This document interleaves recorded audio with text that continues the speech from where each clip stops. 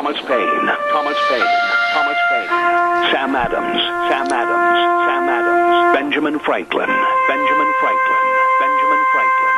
These men spoke up for what they thought was right.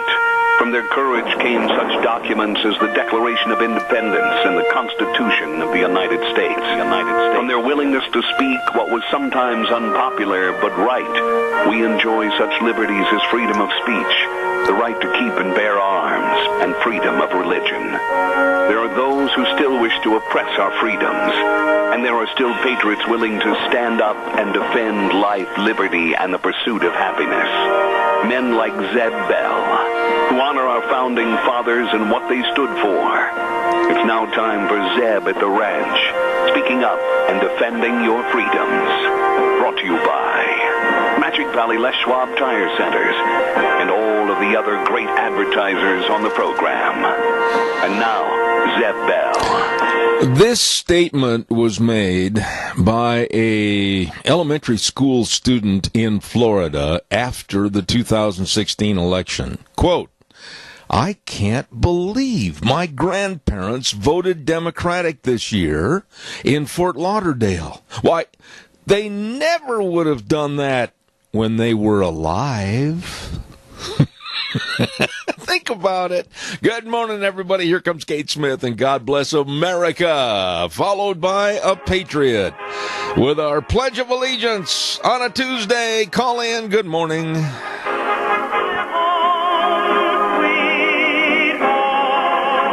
And a good morning to you, Zeb at the Ranch. I'm Zeb Bell, and welcome into the studio with me as we say a great big thank you to our major sponsor, your Magic Valley Les Schwab Tire Centers. All 7 locations serving you with the best of tires for all the driving conditions. And don't forget, too, some of our great advertisers like Burley Physical Therapy and Rehabilitation at 1263 Bennett Avenue, Suite 2 in Burley, helping you get back to being you. Right now it's time for one of our Patriots to get on the phone and give us the Pledge of Allegiance. Good morning. Well, good morning, sir. Yes, sir. I pledge allegiance to the flag of the United States of America and to the republic for which it stands, one nation, under God, indivisible, with liberty and justice for all. Atta boy, Wheels. Okay, here we go right now to the weather forecast brought to you by K&R Rental. 256 South, 600 west of Hayburn on the Burley-Paul Highway. Oh, my goodness, Roger, good morning over there. Haven't had a chance to talk to them for about, 3 weeks. My goodness, I got to stop in and see them. Don't forget they've got the best of tools and equipment to finish any job, any construction project. And if you're not sure what you need, just get on the landline, give them a call, 678-3122, and they can help you at K&R Rental. Right now, I want to get rid of this soggy forecast. Gina, come on in here. Looks like it's going to be another soggy day for today and, quite frankly, for the rest of the week. Here's a look at your weather forecast. Rain and snow showers off and on throughout the entirety of today. Mostly cloudy skies. Expecting winds out of the south at about 10 miles an hour. Gusts as high as 23 miles an hour. And we're expecting a high of 45 tonight. Rain showers likely. Cloudy skies with a low of 37 tomorrow. More rain is in the forecast with a high of 48. That's going to continue for Wednesday night with a low of 34. By Thursday, more rain showers are in the forecast. Going to be breezy as well. Expecting a high of 44 by Friday. Maybe we'll see some sunshine and a high of 38. That's a look at your weather forecast for Zeb at the Ranch. Holy cow. All I can say to that forecast is, easy now, Zeb. Yuck. It's going to be wet. Hey, don't forget K&R Rental at 256 South, 600 west of Hayburn. Yep, on the Burley-Paul Highway serving you. And they do have all the tools and equipment that you need for any project. And like I said a few moments ago, Roger and the crew get there early in the morning at 7:30, 7 o'clock actually, to serve you. And if you want to stop or give them a call, they can and will answer all your questions at 678-3122. K&R Rental, bringing you the weather this morning. And a good morning to everybody. And we want to remind you, this Thursday, boy, are they going to have a ripping good sale at the Burley Livestock Sale Yard, 1100 Occidental Avenue in Burley. Sale time, 10 o'clock. 10 o'clock on Thursday this week. And, of course, Merv May, Cade Rogge, and Lance Udy. They will help you. It is the sale that works for you. If you need to consign some cattle or have sale information, call them at 678-9411. Burley Livestock Sale Yard, sale on Thursday at 10 a.m. Don't miss it. Well, we've got a lot of things going on today. 9:06, we've got Frosty Woldridge coming on the program, and then at 9:30, we're going to have the lovely lady, Debbie Critchfield, coming on, talking about the Cassius School Bond. 10:06, Dr. History, and then at 10:32, a guy that wrote a book about jobs, and it's called Careers for Dummies. Well, it's going to be interesting. Dr. Marty Nemko is going to be on our program. I want to remind you, too, about Daryl's Cleaners. Woo, boy, did they do a job for you. And I got a little special deal for you. You stop in there, drop your clothes off, and if you prepay your bill, you get 10% off. Wow. You better check it out today. The best of cleaning your clothes, your tablecloths, your drapes, whatever, at Daryl's Cleaners, 1223 Albion Avenue in Burley. Please remember, stop in and talk to the best at Daryl's Cleaners.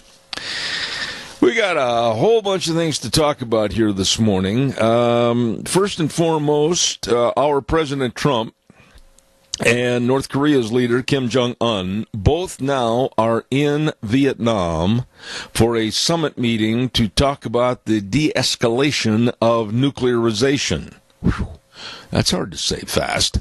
And we're going to see what's going to take place out of these talks in Vietnam. Actually, the official meetings with both President Trump and Kim Jong-un are going to start tomorrow, but they are in Hanoi and I believe are going through all the preliminaries as getting the groundwork set up as to where they're going to go and meet. Well, they had that all figured out, but what times they're going to get there and everything else. And so tomorrow, the official talks, and I wish them well. However, the left, the Democrats, the liberals are already criticizing the possible success of this meeting. You know, they were criticizing for a long time that North Korea had all this power and the nukes.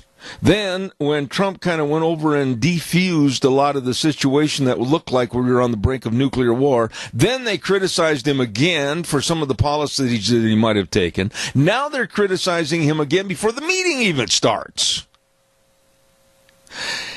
To put it in very simple terms, Democrats don't know when to keep their mouths shut. Calls are welcome, 436-2244, 1-866-927-4587. Want to remind you about Ramsey Heating and Electric.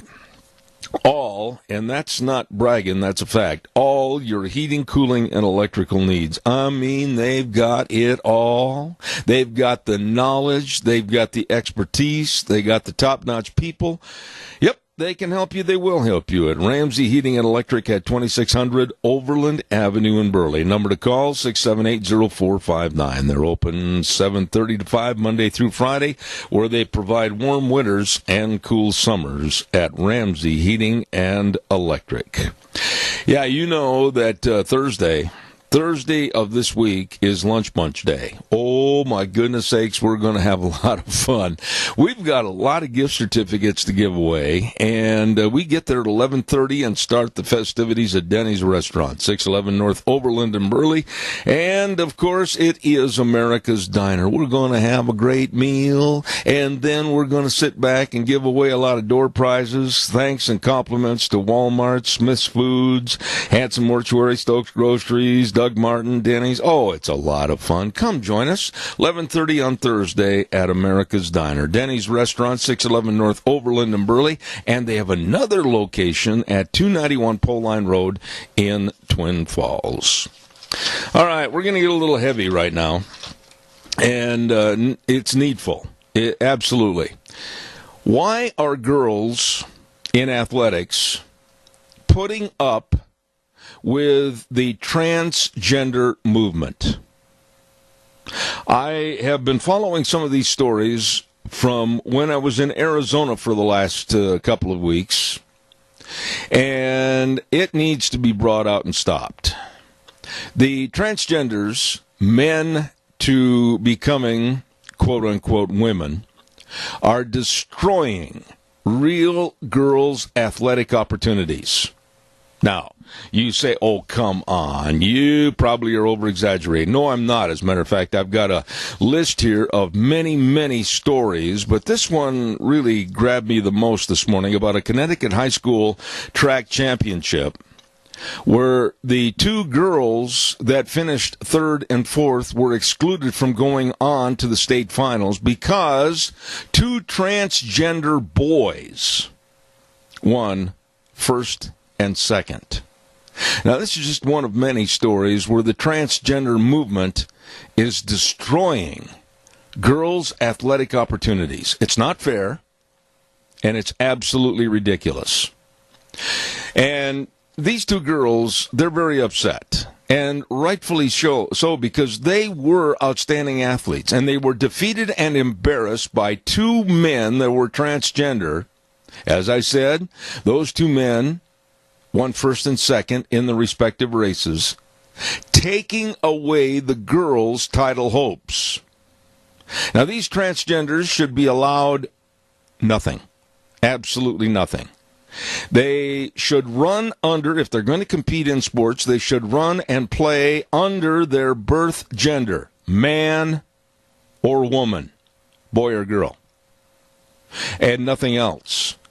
And if the schools and the association or the conferences allow the transgenders to compete, then they should run only as exhibition, not allowing them to take away any of the awards or rewards for athletic achievement away from the girls. Now, a lot of people are cowards today and won't speak out on this issue, but it has to be talked about. It's got to stop. This silly, ridiculous, asinine attitude of transgenderism has got to stop. It's ruining our whole society, and they are making demands that are total nonsense. It's against any moral fiber that's in us. But we're afraid to speak out for normalcy and morality. We, the public, are afraid. What are your thoughts on this? It is destroying girls' athletics, and I don't think it's right at all. I was blessed to have a daughter that was an outstanding athlete. Am I bragging? I guess. But am I telling the truth? Yes. And I can't imagine how these parents feel when they say that it's absolutely unfair to their daughters as to what's going on. These girls worked hard only to be cheated because science deniers allowed two boys to steal what they worked for. That's what one parent said about this situation back in Connecticut. And there are now petitions in circulation that are going to try to change this. And it should be. Let's not be cowards. Let's speak out on this issue, because it could and might happen right here in this area. Calls are welcome, 436-2244, 1-866-927-4587. I want to remind you, too, about our good friends over at Burley Physical Therapy and Rehabilitation at 1263 Bennett Avenue, Suite 2 in Burley. Hello, Nick Greenwell and the rest of the staff. Talked to Nick last night. As a matter of fact, good old boy, and they know all the exercises, and they know how to help you if you're recouping from a surgery or an accident or the sprain or the strain, whatever the case might be. They've got a hydrotherapy pool, the only one of its kind around, and again, an excellent staff, knowledgeable staff serving you at Burley Physical Therapy and Rehabilitation, 1263 Bennett Avenue, Suite 2 in Burley. Here's the number. Call them at 678-1191. Call them today. Caller, good morning. You're on the air. Good morning, Mr. Bell. Welcome home. Thank you, my dear friend. How are you? I am just peachy fine. I'm a little bit upset with your topic this morning. All right. Excuse me. Yeah. I have no problem allowing people to live the way they choose, but I do have a problem with them trying to enforce it on the rest of us. Those men can't compete with the real men athletes, so they're trying to make the women feel inferior. That's totally wrong. I totally agree with you on they need to do just exhibitions, if that's what they want to do. Otherwise, get back on the other side of the fence. Well, Donna, they're not adding anything to our society. They're taking away from our society. Title IX, if you'll recall, Title IX was put into effect to give more equality to girls' athletics. How in the world can they say they're giving equality to girls' athletics when men that want to change their gender, and this is so silly and so stupid, they want to change their gender to become females, and they're taking away the prizes, awards, and rewards from women's events. This is not fair at all. No, it is not, and that's what I said. They can't compete against the men, so they're saying they want to be girls, so they can take away what the girls have earned. You know, and some of those girls are pretty doggone good at what they do. If I was one of their parents, I'd be going to the school board or to whoever I had to raise Hope Billy, you know what. Well, and it needs to happen because the idiocy, and that's what it is. I've been criticized in a couple of letters. While I was gone, I got some letters, and they said, oh, you say this and you say that. I'm never going to back up on my beliefs, Donna. How can I put forward a program to you and everybody else of honesty when I start hedging? I'm not going to hedge. Transgenderism is ridiculous. It's immoral. It's not normal. And for guys to compete in girls' events is absolutely an unfair and unequitable situation to these girls that are trying to win state titles, perhaps maybe to gain some scholarships to go on to college. It's taking away from them. You betcha. And I'm right there with you. It just totally frosts my cookies that, people are allowing this garbage to happen. I mean, what in the world are we coming to, Seth? Well, there's a good question. And, Wheels, we still got a little bit of feedback on the air, old buddy. There's a really good question. What are we coming to? We're coming to a society of chaos. We're coming to a society of not having any morality. And what else we're coming to is a society that absolutely is stupid because we're changing the law of nature and God's will from male and female to question mark.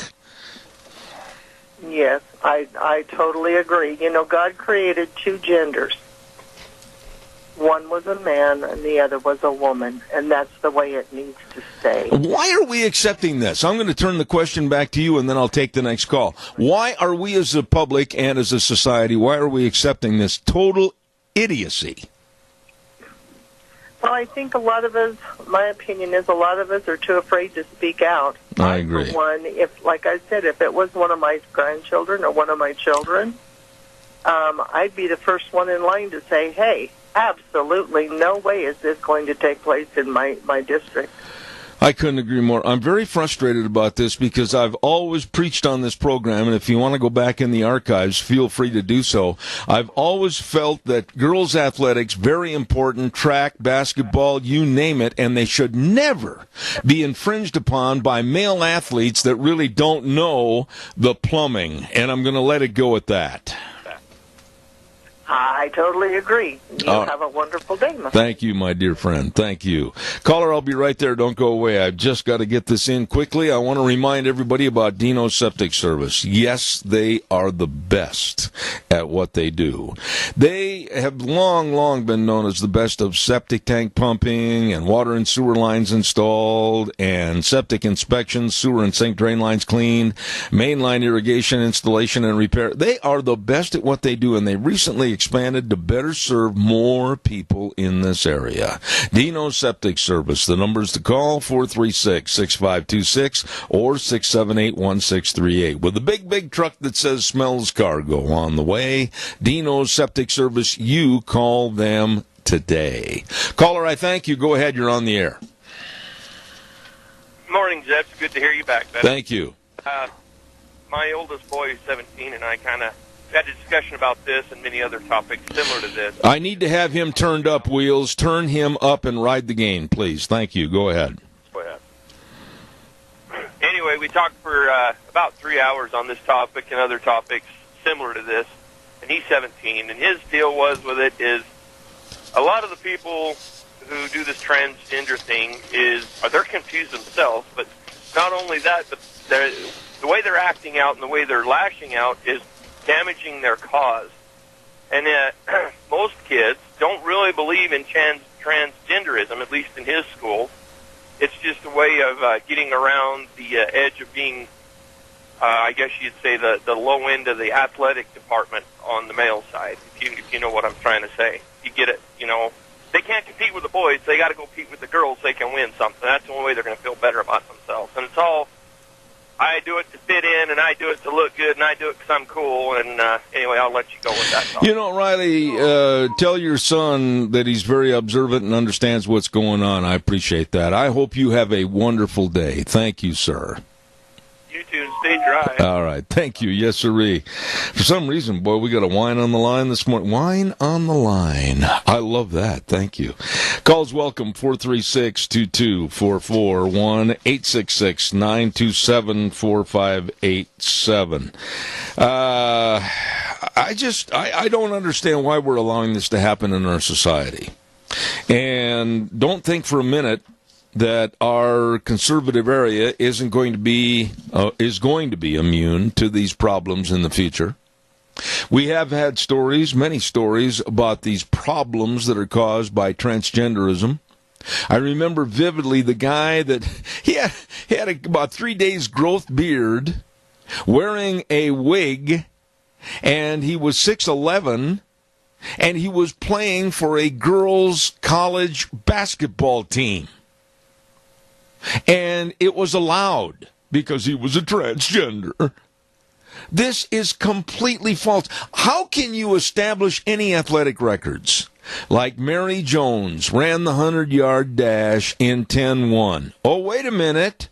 No, here comes a transgender that runs it in 9-9 and trashes Mary Jones, the real female Mary Jones, record and throws her out of the record book. Or in the case of these girls, they were competing for opportunities to go on to the state finals and possibly scholarships to go to college on the track team. But, oh, wait a minute. No, some transgender boys beat them out of their just desserts. We've got to speak up and we've got to stop this. And athletic departments, high schools, colleges, whatever, have got to start showing some backbone that they haven't shown and saying no. No, there are two genders, male and female. You better know which one you are because that's where you're going to compete. We are not going to destroy the backbone of sports and the sanctity of sports records by letting you overturn and throw it in the garbage. Caller, I'll be right there. Stand by. I want to remind everybody, too, about Ark Animal Hospital. Oh, my goodness, are they good? At 750 21st Street near Connection Credit Union in Heyburn. I mean large and small animal practice, mixed animal practice. They want to keep your animals and pets healthy. And by the way, they sent me a note and said that if you get any baby chicks from the states of Utah or California, you'd better be really careful. You might be exposing all your chickens to a respiratory disease called Newcastle disease, and it could be adios for all your chickens. Very dangerous and deadly. So please, if you have questions, call Ark Animal Hospital in Heyburn. The number, 678-1177. They have the warm hearts for the cold noses. Caller, thank you. Good morning. You're on the air. Good morning, sir. Yes, sir. If I had a dollar bill for all the genders, I would have $2, and the rest would be counterfeit. Absolutely. It's ridiculous what's going on. They're trying to tear America down. It's not just. I got to interrupt you right there. It's not just America. It's society in general. They are throwing mud in the face of God. They are throwing mud in the face of decency and morality. And I get a bunch of hate mail from these transgender groups and everything because they know my stand on the radio. I'm not going to back up. I'm not going to weaken. What they are doing is destroying our society because of idiocy, incompetency, and quite frankly, they're showing complete immorality. They are. Like the Democrats voting on that abortion bill. Oh, my goodness. Save a baby aborted baby that is born alive. I mean, that is just evil. And I think every American that is a Christian that believes in the sanctity of life should call those Democrats, every single one of them, and tell them just how they feel. And especially the ones that get up and try to quote Bible verses that aren't even in the Bible. Oh, my goodness. When I heard some of that garbage, I absolutely sat back in my lazy boy and I said, the end is near. We are now creating our own verses so that we can basically push and promote an evil agenda. Yeah, and the ones that fall for it are the ones that are too lazy to research for themselves, to look at both sides of a story and I agree. make a decision. They're just too lazy. Doug, you go to church, and I go to church, and we have our Christian faith, and I'm not going to weaken. I'm not going to let the Bible be torn apart and rewritten by the Democratic Party. I'm not going to let them take out and exclude verses that are in there, whether it's Romans 1:27 or any other verse in the Bible.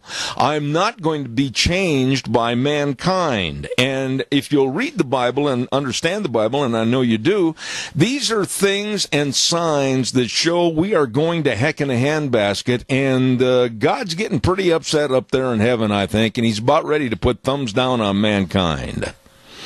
Exactly. I mean, you can only get spit in your face so many times before you just start to ignore the people that are spitting in your face, and unfortunately, that's what's happening to God. When the Democrats booed God out of their national convention, that right there told me that Democrats are evil. Well, and they will come back, Doug, and they will say, well, I don't believe in God, and you're trying to force your religion and your attitude and your morality on me. Wait a minute. Stop the bus. I don't care if they don't believe in God. Don't you dare, like in girls' athletics, change and transition the rules so that this sickness, this pervertedness comes in and destroys their athletic program. Don't you dare change the rules so that the Bible is going to be considered hate speech and thrown away. Don't you dare come after my religious beliefs. Exactly. They use that argument against us. Don't force but yet, with them, the door only swings one way, and they want to force their beliefs and their ideas down our throat. Yeah, but I'm going to tell you, the door on my part is slamming shut. I will not, on this program, give any adherence or any recognition to any person that doesn't believe that there is only male and female genders. From that point on, if anybody tries to get on this program, I don't want you. Well, there is only two genders. Amen. There has been only two genders since the creation. God created man and he created woman. But Doug, in New York State, I think it is now, and I'll stand corrected on the number, but I think I'm fairly close. They have, they being the government and the city council, etc., they have recognized, I believe, over 46 genders. Now, you got to help me, Doug. I got a B- and a C+ in biology in high school, but I still know there's only two genders. Where did they come up with 46? That is their sick, perverted way of tearing down our society.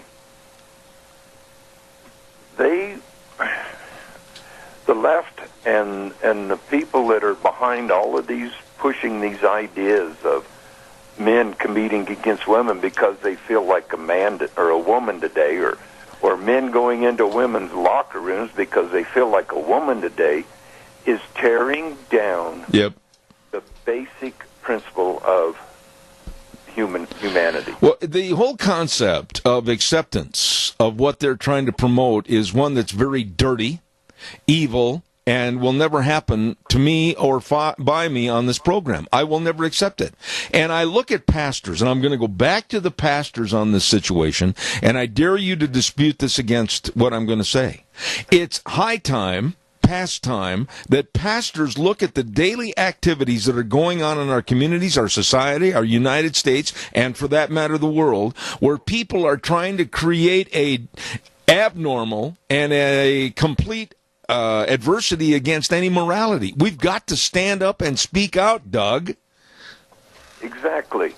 And unfortunately, in a lot of the religions, every week of the year is a certain thing, and their sermon is on that theme. Oh. They got to get into the times. We got to fight evil with good. I agree. I listened to a sermon last Sunday that was as milquetoast as ever. I mean, for the first time in a long time, I got to admit that my eyes started slamming shut, and I had to reach up with both hands and say, Zeb, don't you dare fall asleep. But they've got to create an awareness with the congregation, and pastors are dropping the ball. I'll stand behind that.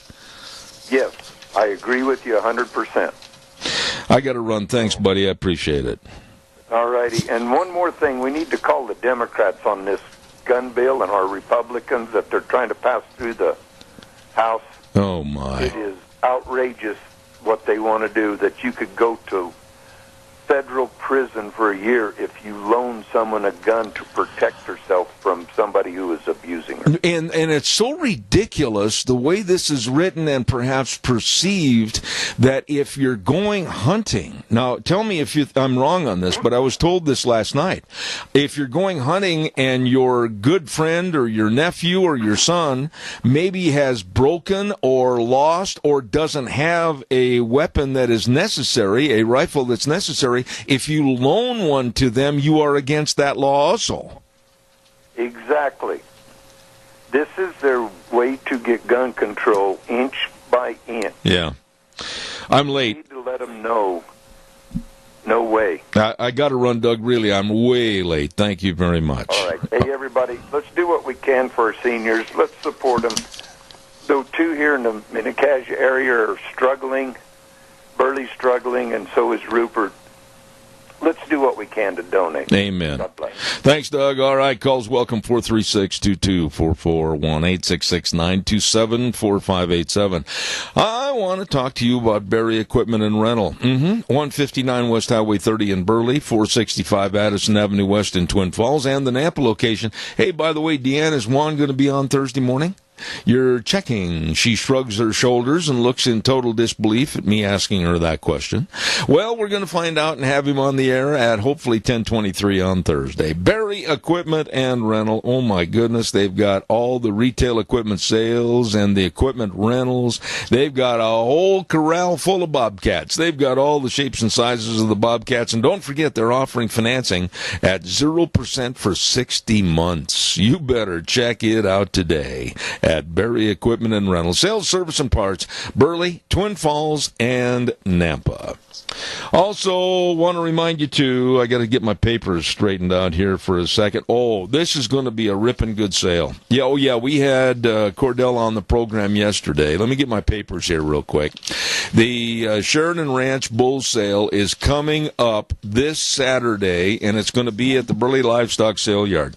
Now, I can tell you what, I've looked at these bulls. I've seen these bulls, and they raise some really great bulls that are going to be on sale this Saturday, March 2nd, and it's going to be, like I said, at the Burley Livestock Sale Yard, and it's going to start at 1 p.m. They've put a lot of time, effort, blood, sweat, and tears into developing some of the best ranch-raised and range bulls anywhere in the United States. I urge you to be in attendance. 24th Annual Bull Sale, Cordell and Patty Sheridan, this coming Saturday at 1 p.m. Burley Livestock Sale Yard. Lunch will be at noon. Free delivery on these bulls up to 300 miles. Problem-free free cattle. I'm telling you, they are the best. And for more information, contact Cordell Sheridan at 430-5532. Caller, good morning. You're on the air. Yes, good morning, Zeb. I'm with you on the transgenders. I have no use for the situation. But let's go into a little different aspect of that. Girls wanting to invade the Boy Scouts. Mm-hmm.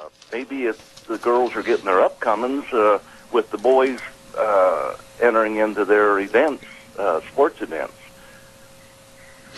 No, you and I are on the same page. If you will think back when this first came across the wire services, if you will, that the Girl Scouts were going to be invading and infiltrating, if you will, the Boy Scouts, I spoke out for 2 straight days. I've got the tapes to prove it, saying this was absolutely disrespectful of the way our society should be. There should be the Girl Scouts with their cookies and their studies and their awards, etc., and there should be the Boy Scouts. You are opening up a society of immorality by the combination and the co-joining of the two, and I absolutely abhor the idea. I agree 100% with you, Zeb. We have Girl Scouts for the girls. We have Boy Scouts for the boys. We have Boys and Girls Club, or Girls and Boys Club, however you want to say it. And if you want to have another organization to where it's boys and girls competing in sports or whatever, name it that way. But let's keep the girls out of the boys' locker rooms, the reporters out of the men's locker room, as far as the women reporters, and same for the men reporters. You don't go into a woman's locker. Now, this is not to say that we shouldn't have diversity. Diversity. It's needed, but it's not needed in these instances. Diversity should never take the place of the word respect. And I agree with you 100% on that, Zeb. Let me ask you a question. And seriously, you've called in many times, and you've always got a good way of saying things and promoting your point. I'm going to ask you a very simple question. Why? Why is this happening, and why are we letting it happen? Answer that. Well, if I go back to my days as a youth in church, I was taught that the devil was always at work, and I believe that's just part of it. I couldn't agree more. I appreciate you as a listener and respect your call. Thank you very much. Thank you, Zeb. Have a good day. God bless you. Thank you very much. I enjoy having him on the air. Thank you. I want to remind you about Ag Express. I talked to Russ the other day, and boy, they have got positions open for really good drivers. You're home every night, and they've got medical and dental insurance. There's great vacations available, full-time and part-time positions, and believe me, they're hiring drivers, mechanics, and dispatchers. You'd better call them right now. The Tanker Division in Paul, call Tony Erdale. Good morning, Tony Erdale, at 438-5025. Potato hauling in Twin Falls, call Alan at 731-2495. Potatoes and local reefer shuttle work, call Chad at 678-4625, extension 1. Ag Express is looking for drivers. Ag Express is looking for you. Get a hold of them today. Let's go to the weather, and then we'll take some more calls. The weather being brought to you by Mount Harrison Audiology and Hearing Aids. And, of course, they're right behind the Minidoka Hospital, across from the emergency room. And the number to call to make a hearing screening appointment, or if you have questions about diminished hearing, please call them today at 312-0957. 312-0957. They sent me a little sheet that I didn't know that, but there is a link between being overweight and also your hearing risks. So you better find out more. Call them, 312-0957. Mount Harrison Audiology and Hearing Aids. And right now, with a soggy forecast, here's Gina. Looks like it's going to be another soggy day for today and, quite frankly, for the rest of the week. Here's a look at your weather forecast. Rain Rain and snow showers off and on throughout the entirety of today. Mostly cloudy skies. Expecting winds out of the south at about 10 miles an hour. Gusts as high as 23 miles an hour. And we're expecting a high of 45 tonight. Rain showers likely. Cloudy skies with a low of 37 tomorrow. More rain is in the forecast with a high of 48. That's going to continue for Wednesday night with a low of 34. By Thursday, more rain showers are in the forecast. Going to be breezy as well. Expecting a high of 44 by Friday. Maybe we'll see some sunshine and a high of 38. That's a look at your weather forecast for Zeb at the Rain. Ooh, we are getting some rain. Some? I'm telling you, we're getting a bunch. Don't forget our weather forecast brought to you this hour by Mount Harrison Audiology and Hearing Aids. And again, the number to call, I urge you to call and talk to the professionals that can help you at 312-0957. Thank you for sponsoring the weather. All right, calls are welcome and very much appreciated. 436-2244, 1-866-927-4587. I want to go back into something that was said a little bit ago in regards to Title IX and the girls that have really appreciated what was done for them in regards to Title IX funding to help create more equality for their sports programs. Why aren't the girls, I don't care if it's in high school or college or wherever, why aren't the girls standing up and saying, no, we're going to protest and we're not going to compete until you clean this mess up, and we're not going to compete against transgenders. No competition. Caller, good morning, you're on the air. Morning, it's the Yummy Man with the menu for the Burley Senior Center today. We're having lasagna, and I forgot what goes with it, but it'll be good. Mixed vegetables, fruit, yummy dessert. I haven't decided yet, but it'll be good. Well, let's see. You'll get a good lunch for only $5, and so we wish everybody to come and help out. I tell you what would be a good dessert, a good yummy dessert when you have lasagna. You got to have 2 scoops, not one, that's not enough, but you got to have 2 scoops of vanilla ice cream with chocolate sauce on it. I'll suggest that. I hope you do. Don't be disappointed if it don't happen. Okay. Debbie does a good job. Nobody goes away hungry.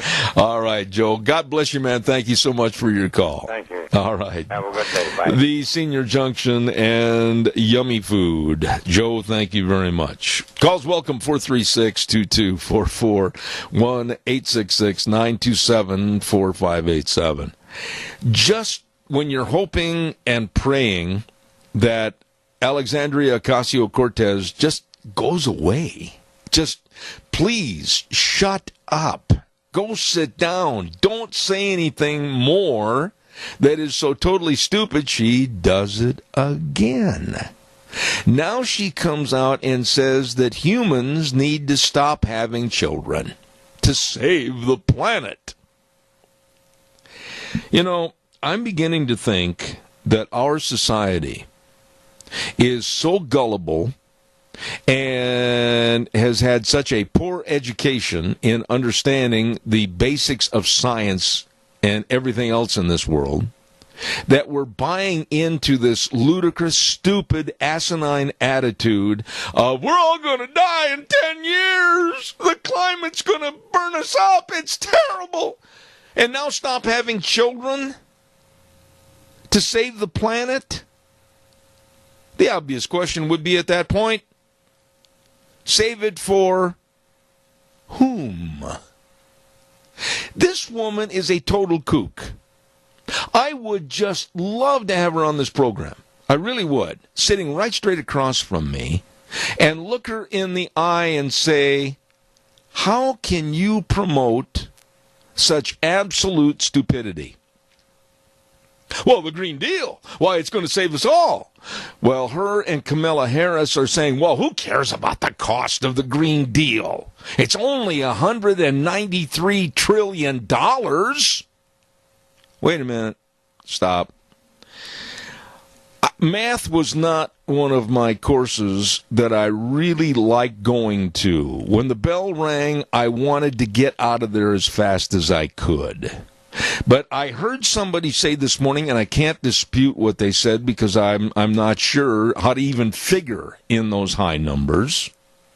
But at $193 trillion to impose upon us a Green New Deal, according to the person that was talking this morning at 4:30, and I have no way of proving one way or the other right now until I sit down with a huge calculator, it would cost each person in the United States alone over $600,000?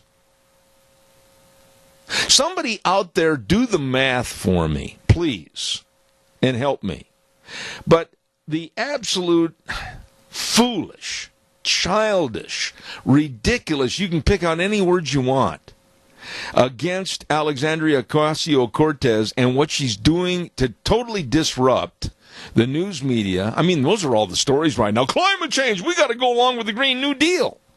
And even the kids in the schools are buying into this because they're being indoctrinated into it. Look at the case of Dianne Feinstein in California. She walked out of her office and was confronted by, they look like 4th or 5th grade girls, being led by a teacher that was extremely on the left-wing hook and an advocate of climate change, and they were demanding, well, you got to sign into this. You've got to stop this. In 10 years, we're all going to burn up. We're all going to die. Baloney. This is one small case in point as to why we are being so stupid as a society. Our country, our atmosphere, our environment is cleaner today than it's been in I don't know how many years. And we're generating power, we're generating income, we're generating a very progressive society of growth. We are doing things right. And the Democrats want us to literally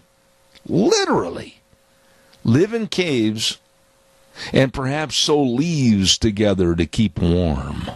I've never seen anything so regressive and so ridiculous in my life that grown adults, I guess you can call the Democrats adults, they're buying into. Caller, good morning, you're on the air. Yeah, Zeb, I have never in my entire life seen anybody else more determined upon their own demise as I have in the left Democratic Party.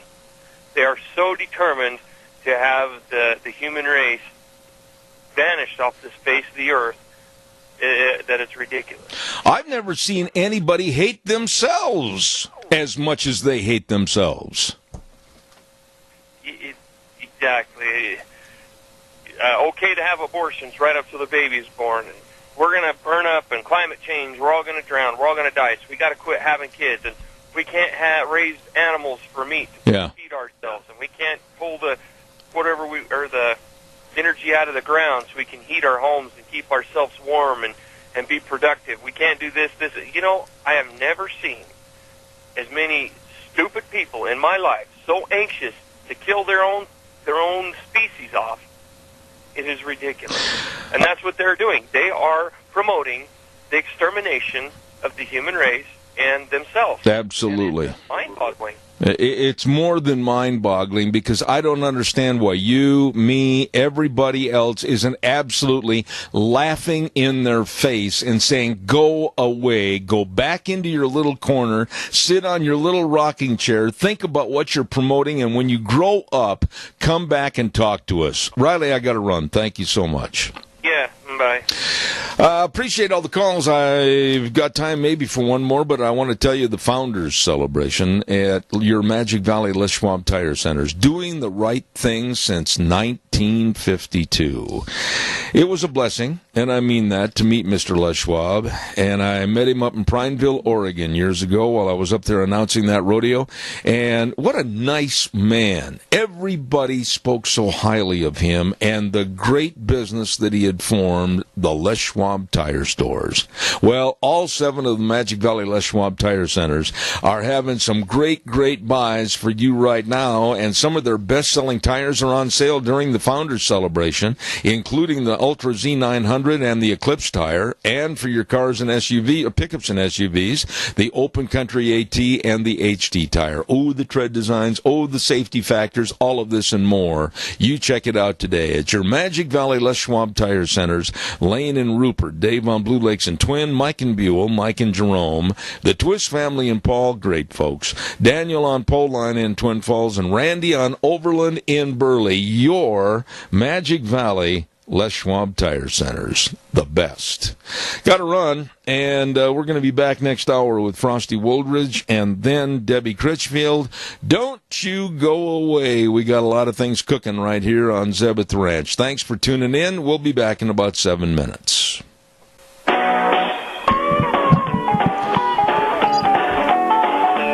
And a good morning to you again. Hour number 2, Zeb at the Ranch on a Tuesday already, February 26th. Holy cow. Brought to you by our major sponsor, your Magic Valley Les Schwab Tire Centers. All 7 locations serving you with the best of tires for your vehicles. And don't forget, too, some of our great advertisers like Burley Physical Therapy and Rehabilitation at 1263 Bennett Avenue, Suite 2 in Burley, helping you get back to being you. Right now, Old Wheels has got his finger perched on the button for Western Waste Services. From the canyons of the Snake River and all across southern Idaho, we're always at your disposal.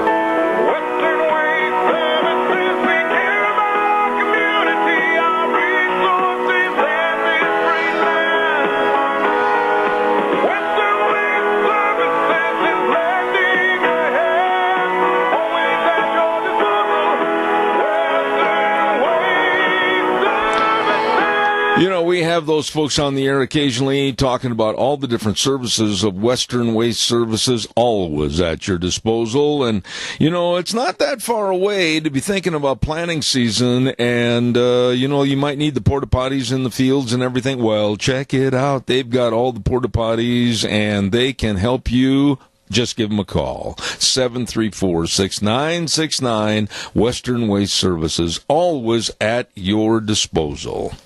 And real quick, I want to say, yesterday I had the nicest meeting and conversation with Joel Heward. I mean, what a nice man. And he and his staff and family at Hanson Mortuary at 710 6th Street in Rupert, serving you and your family when there's the passing of a loved one.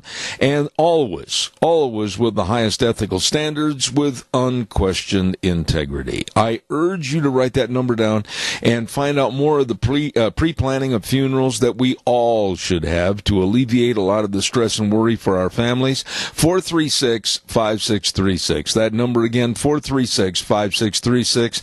Hanson Mortuary and Morrison Payne Funeral Home in Burley, also with Joel Heward serving you on East Main in Burley. Don't forget that. Nice people. Well, let's go to the phone line. We've got a lot to do and a lot to get in, and I want to say how happy I am to be back here in the saddle this morning and talking to an old friend, Frosty Woldridge. Good morning. How are you? And good morning, Zeb, and welcome back to you and Deanne. I hope you enjoyed your vacation down there in the warmth of Arizona. And spring is already popping out here in Colorado, so I'm sure that the weather's starting to change for the warmth of springtime coming up. Wait a minute, Woldridge. Evidently, you didn't look at the weather forecast, and it's no secret. Goober and I froze our you-know-what's off down there for 3 weeks, and we're disgusted with the snow, the rain, and the wind. It was ugly. Well, you can always move to Miami, so if you're going to complain, don't complain to me. All right. I have not had the opportunity to read in their entirety the stories that you had just written, and Deanne just literally threw them at me in the office. But they look like very interesting stories, and quite frankly, I'm in favor of both of them. One headline was white privilege versus black privilege in America, something I think needs to be addressed. And the other, the strange death of Europe versus the strange decay of America, both written by you. Which one would you like to go into first? Well, I would like to, actually, I'd like to talk about the strange death of Europe, simply because I just finished the book, and it's a very sobering book. For those of you who want to read it, it is literally a blueprint for the destruction of the United States of America that has already happened to Europe. And it's a fascinating book. It's a bestseller in Canada. It's a bestseller here in the United States. It's a bestseller in Europe. Has been translated into another 10 different languages, so it can fit all the Europeans that are affected by it. It's a bestseller over in Australia. And the reason it's a bestseller is because we, the people of America and all Western countries, are being invaded by mass immigration, and it's the leaders who are doing it and shoving all of these people down our throats, whether it's Merkel or Cameron or Blair, whether it's the leaders of Finland or Denmark. What this man talks about in this book is that the leaders who are never affected by all of these immigrants from all of these third world countries, their daughters don't get raped. Our daughters get raped. Their boys don't get beat up and killed in the bathrooms in the high schools. Ours do. And so he really investigates and brings out all of the little nasty things that are going on that happen every single day to regular citizens. And then the only thing that happens is that the media covers it all up there in Europe, and we know that it covers it up here. I mean, most Americans don't know that we have an average of 25 honor killings in the United States every year. Most Americans don't know that we have thousands and thousands of cases of female genital mutilation now here in the United States because of the Muslims that are in this country. We don't know about the sex trafficking of little girls here in the United States because it's covered up by the media. We don't have any idea of how many diseases have come across the borders because the CDC is covering that up also.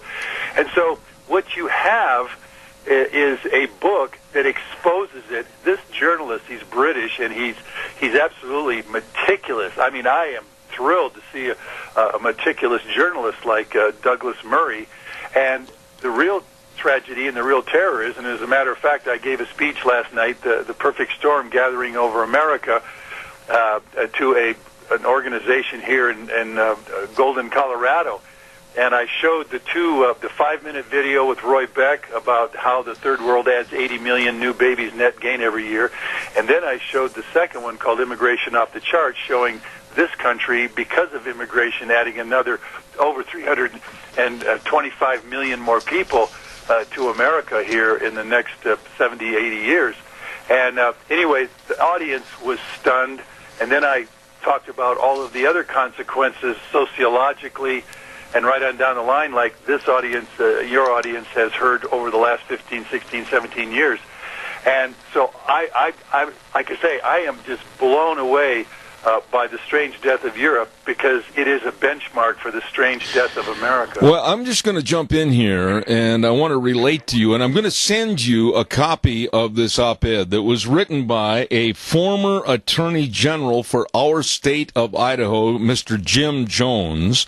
I have sent you other of the off-the-wall readings by Mr. Jim Jones, and quite frankly, he believes that we are talking in an anti-Muslim rhetoric that must be stopped. He was talking about a gentleman that I've had on my program by the name of Shahram Hadian, that was on our program many times, quite frankly, in the past, talking about the Muslim problem in America.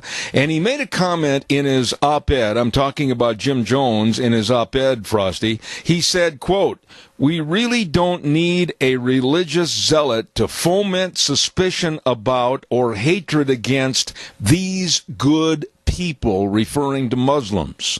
Now, that being said, give me the floor for just a moment. These good Muslims, are we talking about the new congresswomen from Minnesota, one wearing a Palestinian flag and being sworn in on the Quran, the other denouncing President Trump with language that you and I could never use on the radio?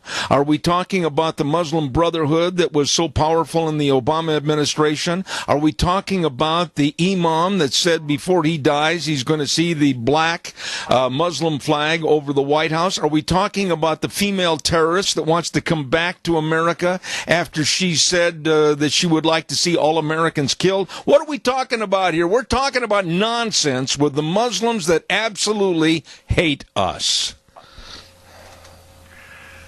Again, I want to make this very clear after having read the Quran. They do not quit, and they are telling us what they're going to do to us. They are going to take over, and they're going to take over whether it's the little caliphate now in Detroit, Michigan, or in Minneapolis, where that Ihan Omar is denouncing Israel and had given her true colors as to hating Israel and doing everything. She wants to break down the DHS. She wants to suspend ICE. This is a Muslim who now, from Somalia, mind you, from Somalia, and because we stuck so many Muslims in one place up there in Minneapolis, she got to be in the U.S. House of Representatives. Yep, that's right. And she swore in on the Quran. But the problem is the Quran is the one book that absolutely is bent on destroying the U.S. Constitution. I don't care if they're a peaceful Muslim. I don't care if they're a violent Muslim. They are a Muslim.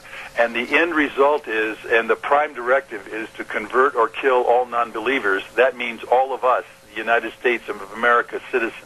You know, and Frosty, the criticism that is leveled at you and I, and it has been for years, and it's going to continue to be that way by the liberal left, and most of the criticism, I'll say almost 99%, send unsigned letters or call with unknown name, unknown number. They are gutless people. But, you know, we're talking about a real critical point in America's time right now to where we don't know who's here. We don't know why they're here.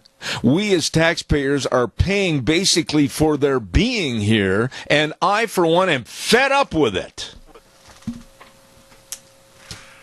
Total agreement. And again, this book, The Strange Death of Europe, is gut-wrenching, because what he does is undercover, who knows about, and of course I know about this latest one over in Norway. Here's the poor Norwegian in Oslo. It's now 40% Muslim, with street gangs going around beating up and certainly raping women and beating up guys. But the press won't tell you about the fact that here's a poor high school boy goes into the bathroom and four Somalian immigrant youth beat him to death. Oh, my. In the bathroom. Oh, beat my. him to death. I know that firsthand because of who lives there in Norway. That's right. That's right. And you sit here and you know all this stuff is going on. Well, this book shows it.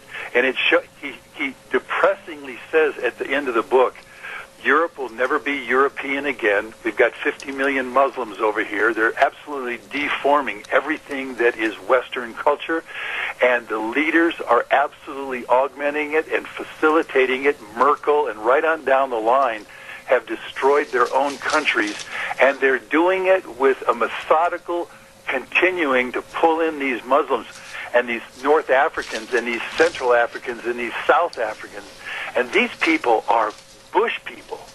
I don't care how you say it or how you cut it.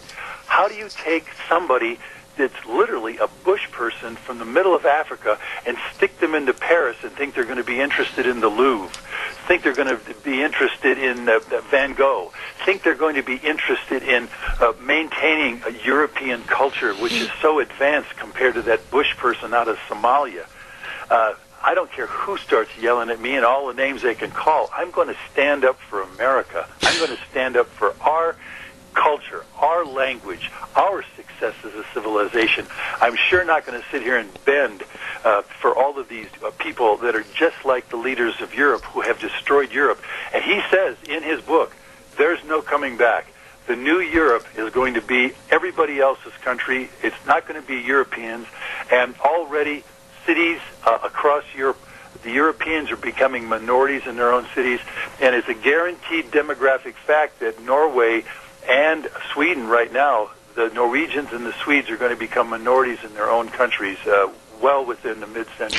Well, you made a comment and a statement in your writing, and I circled it in the little time that I had during the news at the top of the hour.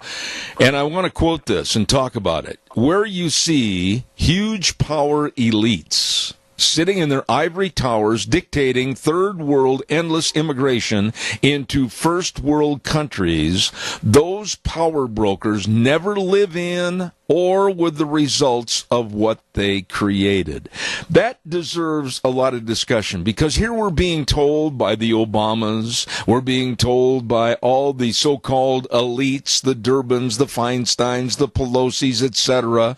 Oh, yes, we must welcome them all in. But they, in their gated communities and in their ivory towers, never are going to have to live with the problem or try to help the problem. This is where you're spot on in what you wrote in this article. Well, that's exactly right. And and again, somebody like Nancy Pelosi, who is an absolute Looney Tune of a 78-year-old woman who has no clue of what's going on. And she's sitting right there in California with 90,000 people, and I have witnessed it myself from last summer's bike ride, sitting there homeless and in tarp tents. She hasn't done anything to solve that problem in the last 5 years. And the same thing with the 11,000 homeless there in San Francisco, which I personally saw myself. And all of the consequences, the human defecation in the streets, the needles everywhere. And then Gavin Newsom, the new moonbeam governor of California, doing the same thing that Jerry Brown did.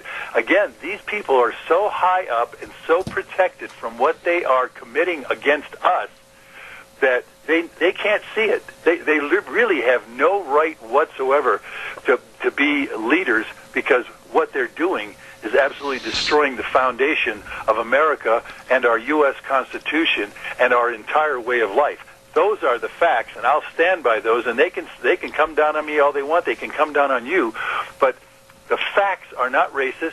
They're not xenophobic. They're not nativist. The facts are the facts, and they are not dealing with them, and we are, and that's the reality of current 21st century America and certainly 21st century Europe. You know, and I know this is going off the rail here a little bit, but you've commented on it before, and I think it deserves right now to be commented on again. With all the people coming in, there's another fear factor. It's not the drug traffic. It's not the gun running. It's not the dangers of who they are, and we don't know who they are. It's the disease factor. I was listening to a doctor I was talking to in Arizona, and he absolutely scared me to death with what we don't know about these people coming in, with possibly the resurgence of some of the major diseases, polio, measles, etc. And these people are not screened. They have not had the injections and the inoculations. We are opening up a Pandora's box to have a great big disaster happen here in America, and I will stand behind that. 100%, and I've already written about it. Again, we now have 11 new clinics in the northeastern states, right there on the East Coast, with Hansen's disease, also known as leprosy. We had a total of less than 600 cases in America previous to 1990, but then when the floods started coming in after the 1986 amnesty, again, one of the worst mistakes we ever did, you now have all of this leprosy. We've got Chagas disease coming in, which is the same kind of disease, a parasite, just like Lyme's disease and malaria. How would you like to get one of those? Guess what? There's no cure for malaria, there's no cure for Lyme's disease, and there's no cure for Chagas disease, but they're coming in because Nancy Pelosi, Chuck Schumer, and the rest of those people up there absolutely refuse to secure the borders. And so, I mean, I can go on and on. We now have all of these new polio coming in from Africa, yes. A whole new strain of polio, yes. concentrated up there in Minneapolis, Minnesota, with those Somalians. Folks, there's 125,000 of them. What happens when that polio starts breaking out across the country, and we have to sit here and deal with this? That's the kind of consequences. But then there's tuberculosis. 2 million people get killed by tuberculosis, die from tuberculosis every year worldwide, mostly in the third world countries. Why? Because they lack any kind of sanitation and hygiene. Again, I've said this before, 60% of the citizens of India do not have a toilet. Again, just swallow that one. They don't have a toilet. Where do they do their business? On the ground, in the water, in the rivers, anywhere. And why do you think they have 1,000 children under the age of 12 dying of dysentery and diarrhea every day of the year? Every day of the year. Go to populationmedia.org and verify that I just told you that, because that is what's happening over there. And we're importing that over here as if we're supposed to import the rest of the world's problems into our country. I'm sorry. I don't buy it. I'll stand up to anybody who wants to sit there and say, oh, yeah, we need more immigrants. And I'll tell you, we don't need any more immigrants, period. Our country is full. We need to stop mass immigration, and I'll stand by that from the pure facts that are now presenting themselves, not only there in Europe, but here in the United States. Yeah, but I can tell you right now, my dear friend, and you know I'm right on this, the minute this program is over, they're going to be at their little typewriters. They're going to be with a pen in hand. And they, the left, are going to be calling us the bigots and the hate mongers. And, oh, why, we got to get these people off the radio and everything else. We've been through it, Frosty. These people have no courage. They have no face because they're cowards. They are intellectual cowards, number one, because all I do is bring the facts. All you do is bring the facts. And again, all you people out there at your little typewriters this morning, you can't make facts racist or nativist or xenophobic. Facts are facts. That's I'm going right. to say this again. We cannot, and we will not survive, and we cannot sustain another 100 million immigrants into this country, and that's what's coming. I don't care who you are. You can be Democrat, you can be a Republican, you can be a Libertarian, you can be an independent, you can be a know-nothing. I guarantee you none of us is going to survive another 100 million immigrants from this into this country. I want to... More than Europe is surviving. I want to get in next week. I wish we had more time today, because I don't. I've got another segment that's going to start in a couple of minutes. But your white privilege versus black privilege, I think this is very poignant. I think it must be said. It has to be related to, because right now today, I'm just going to say this and I want you to respond. I think that most people in news, most journalists, most opinion programs shy away and run with their tail between their legs when it comes to what's going on in this country with the black privilege versus the white privilege, and they're cowards. They will not report on it. Your thoughts? There's no question they won't report on it because it's not politically correct. You're finding right now across the entire news scape that European Americans, that's Caucasian Americans, are the fault of just about everything. When in fact, we, the people of America, have built this country to be so successful that every person of every color and every religion and everything gets to live an extraordinarily creative life, an extraordinarily healthy life, an extraordinarily fantastic life of choices. You don't get that in Saudi Arabia. You're now not getting that in Sweden. Anywhere Islam is the dominant force, you don't have women's rights. You don't have children's rights. You don't have the right to dress or speak or think the way you want to. You must be completely dominated by the Islamic religion. I'll stand on that. Absolutely. So these people that are sitting there making bad mouth of the United States and European Americans in this country, I'm sorry, the facts prove you completely wrong. The facts prove to you that the United States is literally the greatest country in the world simply because we have the right to stand up and speak out and carry our own opinions and literally make a difference in the way this country moves forward. Amen. My dear friend, it is so good to talk to you again, and I'll look forward to next Tuesday. Frosty Woldridge in Golden, Colorado. Thank you, and God bless. God bless. Thank you. Thank you. Always enjoy having him on the air. Straight shooter. That's what this program's about. We're not going to mince words. We're going to tell the truth. You can't accept the truth? Well, that's not our fault. I want to remind you, too, about Lee's Furniture, Floors, and more. And they are located at 459 Overland in Burley. Oh, my goodness sakes, have you checked out all the great bedroom sets? Oh, my goodness, yeah. You know, you deserve a great night's sleep. You deserve a new mattress. You deserve a new bedroom set. You betcha. Along with, don't forget this, they've got recliners. They've got all kinds of recliners, a super great selection, power recliners, and they've got all the recliners to fit any body. That's right. I said yesterday, and I stand behind this. You got to go in and try one on. You can't just say, I want that one over there. You got to make sure that if you're tall, it fits you. If you're short, it fits you. If you're real thin, it fits you. And if you're not real thin, it fits you. So they've got them all right there at Lee's Furniture, Floors, and more at 459 Overland in Burley. You stop in and see those really good folks today. Also want to remind you, oh boy, they have a lot of fun because they sell fun. Who am I talking about? I'm talking about my friends at Let's Ride, 270 Highway 24 between Rupert and the World. Let's Ride with all the snowmobiles. And you know, now it's not too early to be thinking about those four-wheelers. Spring around the corner, I hope. Don't forget they've got everything over there on display for you in that great big showroom, along with all the accessories, and they've got a super service department to keep you running. Absolutely. Don't forget Let's Ride, 270 Highway 24 between Rupert and the World, open Monday through Friday 9 to 6, Saturdays 9 to 4. Let's Ride, where the fun is sold. We go to the telephone line right now, and a lovely lady, I haven't had a chance to visit with her for quite some time, being gone, and she is the communications officer for Cassia County Schools.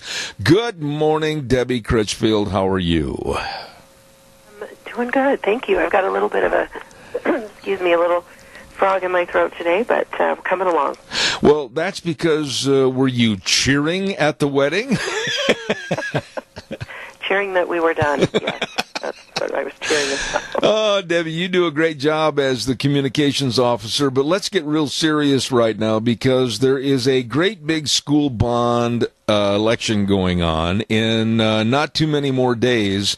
I'm going to let you give us all the particulars, all the pros, and then we'll talk about some of the cons that have been called in, and we'll address those. Go ahead, please. That would be great, and I'll try to be efficient in the synopsis so that there's plenty of time for questions. As you mentioned, the school board has called for an election, which is March 12th, and it's around the corner, believe it or not. And so school boards, when they call for school bond elections, that's the mechanism that our trustees have to generate funds to update existing facilities or build new facilities. And so school districts receive facility maintenance funds from the state, but any type of large-scale construction requires larger budgets, and the way the structure of funding for education is set up, local taxpayers are on the line to build new facilities. Once they are built and constructed, then the state kicks in to maintain with some of that support. And so through a process that was about an 18-month process that was led by John Evans Jr. He came to the school board a couple summers ago upon touring some of the projects that had been completed from the 2015 bond, and he had some questions. He asked to be on a school board agenda, and through that dialogue, he asked if he could put together a citizens group that would study long-term facility needs in light of the growth that we've had and our aging buildings. And through an investigation and a review that involved a handful of architects, we had somebody from Twin Falls. We had somebody from Boise. He also engaged construction professionals. There were about 3 dozen community members representing each of the school zones in our county. And from that, they made a list of recommendations, which ultimately John presented to the school board. And at that time, he didn't say, this is what needs to happen, or that he said, this is our investigation. School board, we would like you to take a look at this and either validate it or, come up with a matching list, or, would you take a look and give us some answers as to how you are addressing some of these things, which they did. And that process was independent from the citizens group. It took about 4 months. And then in December of just last year, a couple months ago, Mr. Evans came to the trustees at their public meeting and formally requested that the school board call for a school bond election to address the needs that were clearly outside of regular maintenance budgets. And that is what the board ultimately did, and how we get to these elections. And so we can, I don't know if, we can talk particulars with questions, but just, again, for the sake of being efficient, looking at around the community, Burley's has had some significant growth, as we know. And projections, knowing the students we have in the seats this very day, we know that Burley High School in the next 3 years will grow over 30%. Wow. And currently at Burley High School, we have 4 teachers that don't have classrooms. That high school was built in 1996 to house 3 grades. They have 4 grades now. 30% growth on top of the current shortages has put them in a position where they're very squeezed. And so I would say Burley High School is a main focus for Burley, the Burley projects. There are other projects. Dworshack would also receive a significant investment to upgrade that facility that was built in the 1960s. The bones of it are good, but it has failing mechanical systems, and with our reconfiguration of going kindergarten to 6th grade, there's some other needs. Regardless of the reconfiguration, that would need to be addressed. Debbie, I think the second question, so people ask, what are the projects? Yeah. And we've got all of those listed on our website. The second question that people ask is, what does this do to my taxes? And we've got a tax calculator available on our website. And as people know, they are levied for their taxes off of their property tax, mm-hmm. and it's on their primary residence. And so we've used an example of, if your home has an assessed value of $200,000, you're looking at anywhere from a $10 to $12 increase per month. Again, that varies based on assessed value, and so we are encouraging people to go take a look at that. We have had significant industry and business growth in the Mini-Kaja area. Last year, there was about $250 million worth of new assessed value that was added onto the tax books. When we look historically at our levy rates, patrons were actually paying more in 1996 in their tax rates than they are today, and that's because more people added to the tax base spreads it out a little bit easier. It is a tax increase, and we're certainly not trying to say otherwise. The other question that we hear a lot is, hey, last time, 2015, there were some mistakes made. Why should we trust you this time? There's some items that are, or some, areas of significant improvements. One of the things that has happened, the school board has enacted a policy that will direct all future boards on how to pursue bonds, and so that other groups don't find themselves in the same position. Cost estimates were all vetted independently. As I mentioned, outside architects, construction teams, there were conceptual designs that were provided by the architects so that money could be attached to those. And so we feel as though there was a good system of checks and balances. Again, the board did their own independent analysis. We have new leadership at the board level, including trustees and a superintendent. We also have 3 years' worth of completed projects under our belt. And so you gain some experience and perspective with that. We have a new maintenance structure that includes a managing software and new procedures to help facilitate better maintenance of the buildings that we've got. And then lastly, our board has undertaken a process for strategic planning to look at how all district operations are conducted throughout the district. And so I think, what did you do? What have you fixed last time? How much is this going to cost me? And what are the projects? Those are the three things that I have heard mostly when, or been asked about when we've presented the information. So with that, I'll stop talking. Well, I tell you what, I appreciate all the way you laid that out for the public, and I think now we can make some discernment with some various questions to help maybe answer other people's questions. First of all, I don't know if you said or not the total amount that you're looking for on this bond election. Is $56.7 million. Okay, and that would be for a term of what, 20 years? 20 years. Okay. And that is another number that it's a big number. And one of the, I guess, a perspective that we're hoping people will consider. The number is that in a consolidated district, we've got very distinct communities, which means when we pursue school bonds, we do that collectively as a county. And if you were to look, there's 22 school districts in our region alone, and we're just one of those. Mm-hmm. And we are actually the 12th largest district in the state. Proportionally, that $56 million, if you chunk that out according to the communities, it is reflective of what smaller districts are doing around us. We have a caller with a question, and I don't want to not give people ample time. So, caller, quickly, you're on the air. Go ahead, please. I think it's more important that we build classrooms instead of gymnasiums. I'd like to ask Debbie how many gymnasiums are located out to Declo. In Declo, the high school has a gymnasium. The junior high, the junior high has a gymnasium. And the new elementary school has a gymnasium inside of, with the classrooms. I don't have the exact classroom count district-wide on this bond, but I can tell you that Burley High School alone, there's 14 classrooms slated for that school.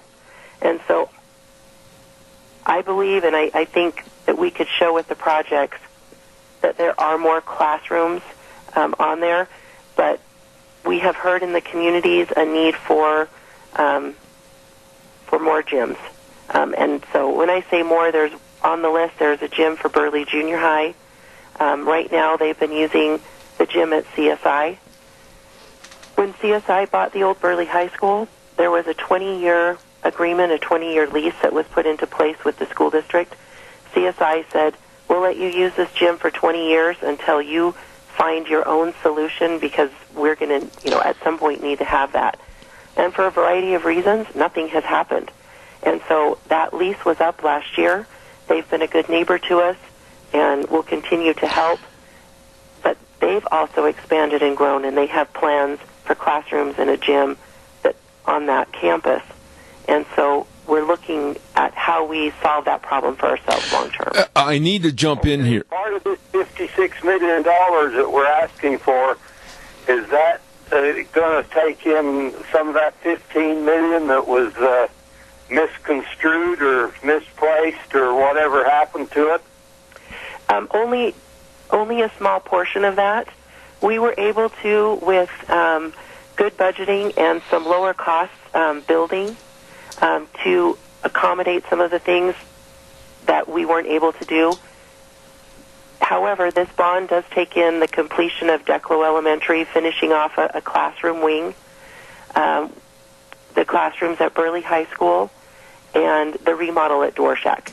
So I would say there's probably 3 projects of all of the projects that are from the shortage of 2015. Okay.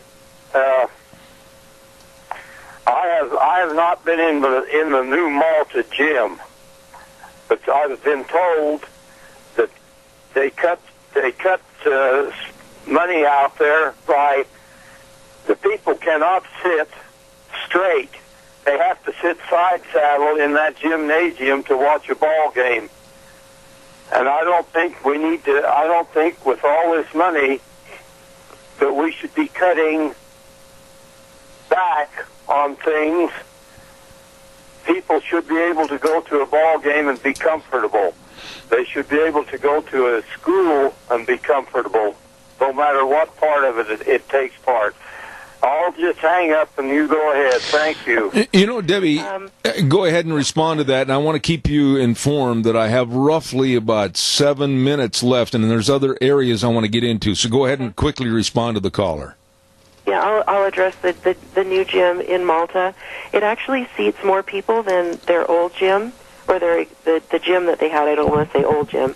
When we met in that community on where to put those dollars, there was a desire to upgrade their auditorium. In that decision-making process, there were 2 less rows of bleachers that were put into the Raft River Gym that were slated to go there, because the community, when we had the community meeting, at least the people that were there, and I mean, those are the people that show up are the ones that make the decisions in that sense. The money was put into the auditorium. That the gym, as far as the quality of the construction and the finished product, is similar to any of the new gyms there. And it does have more seating. It's configured a little bit differently, but anyway, I'll leave it there. All right. Now, I want to get in and say this, and I want to ask this as part of a question. You've set this at $56.7 million for a term of 20 years, and there had to be a lot of projection and foresight into the future. And I guess a question that I've been asked, and it's been called into my office many, many times, how does the school board sit down and project what they need for the future when really the population explosion is being determined that it's going to grow like wildfire in the next 10 years? How do you sit down and ascertain a figure that's going to be adequate for the next 20 years? As I mentioned before, they look at current enrollment. We're able to see students that are in seats right now, and as they move through the grades. We look at historical trends. We look at growth in business. We talk with, I don't know if this sounds, weird or not, but we talk with realtors to see the trends of people that are buying homes, Absolutely. where they're coming from. I made phone calls. I gathered a bunch of information for the board and for the Citizens Committee. I talk with city and county officials to see what building permits are out there, where is building taking place around the county, so that we can look to see where that, we feel the growth in the Burley and the Declo area, but we're also aware that there's a number of home building permits out that are ready to go and being used in the Malta area. And we feel that pressure south of Burley. And so, our crystal ball isn't completely clear. It is fuzzy. But we look at the information that's available and then look to say, well, knowing this and then building in a little bit of a cushion so that we can adjust if there is more growth than we anticipate. Debbie, let me go to the devil's advocate and the negativity on the other side just for a moment. And what would happen, in your opinion and the school board's opinion, if this bond does not pass? Let's be honest and realistic. If you don't get this money, what is going to happen or not going to happen for the school district and the education of the kids? The board hasn't come out and said, pardon me, specifically, if it doesn't pass, then this. But I will share with you some of the things that they have talked about. For Burley particularly, they've talked about split sessions at Burley High School. And they've talked about athletics, looking at other places, extracurricular activities, where do you make cuts in programs so that you can accommodate some of these needs. And I think based on the conversations that the board has had, that anything and everything would be on the table. One of the things that someone had made a comment to me was, all right, well, when this bond passes and you come back out, when the board comes back out, with what they really want to do, then we'll take a look at that. this board has not taken that approach. They have had a very comprehensive look, and they have been, frankly, pretty bold in saying, in the past, we've said, well, we need $20 million or we need $30 million, when in actuality they may have needed 40 or 50. And so the trustees that we have elected now have a desire to stop deferring maintenance and to address the growth that we've had. When you say that, I'm glad you encompassed that last statement, because how much of this bond is really going to help all the problems? Or are there going to be, like, the problems rated A, B, C, D, etc.? Are you going to look at this bond as just taking and addressing the top priority problems? Yes, and believe it or not, even with $56.7 million, there was a lot that was cut off the list that the board felt could be addressed through other maintenance or other plant facility funds that were available. And so it is a big number, but they actually scaled it back. I like to think of this bond, and I'll be real quick here. There's 5 categories I think that this addresses. One is growth. That is the number one issue or number one problem trying to be solved with this bond is growth. The next thing would be large-scale maintenance. Again, deferred maintenance, you get to a point where you have buildings that, the boiler at Dworshack Elementary, that's been in since the Nixon administration. It needs to be replaced, and those are expensive items. We're also looking at workforce needs in the area by making our tech center, expanding our tech center so that we can have programs that serve students that can have jobs that are here in this area.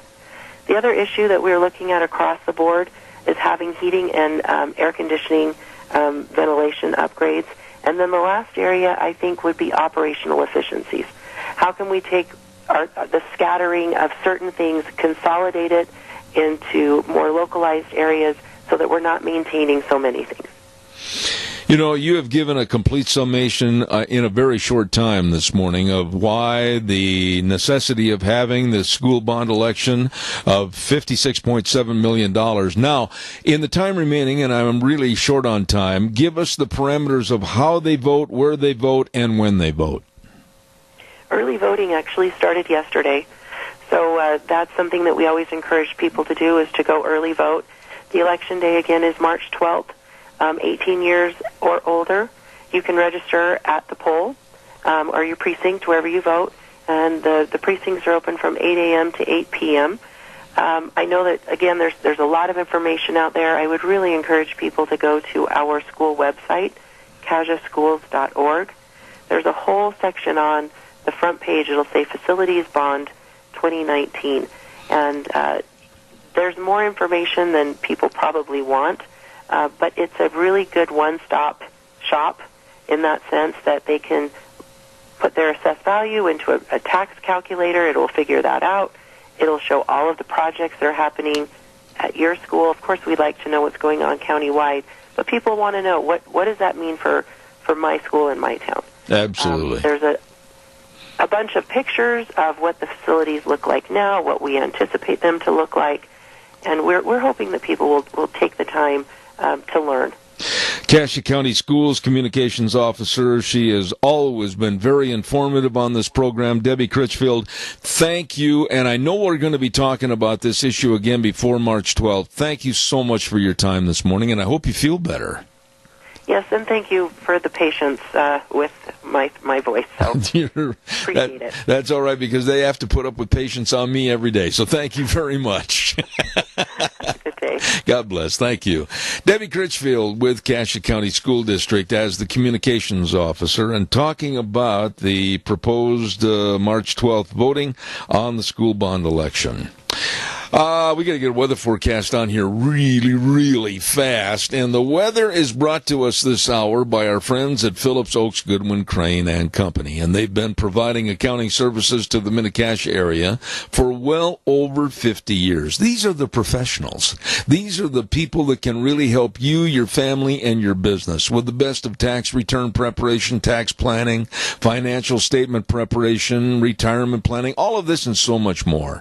And they have 2 offices services to serve you in Burley and Rupert. Phillips, Oaks, Goodwin, Crane, and Company. And right now, here's Gina with the weather. Looks like it's going to be another soggy day for today and, quite frankly, for the rest of the week. Here's a look at your weather forecast.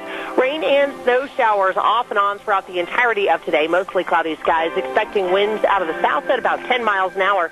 Gusts as high as 23 miles an hour. And we're expecting a high of 45 tonight.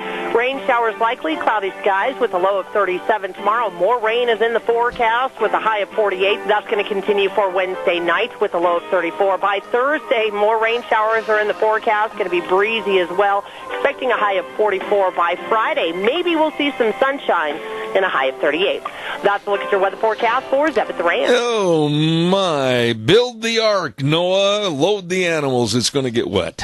I'll tell you what, Phillips, Oaks, Goodwin, Crane, and Company. They're to serve you, like I said, your family and your business with the best of accounting services. Please get a hold of them. They know they are the professionals. With offices in Burley and Rupert, Phillips, Oaks, Goodwin, Crane, and Company.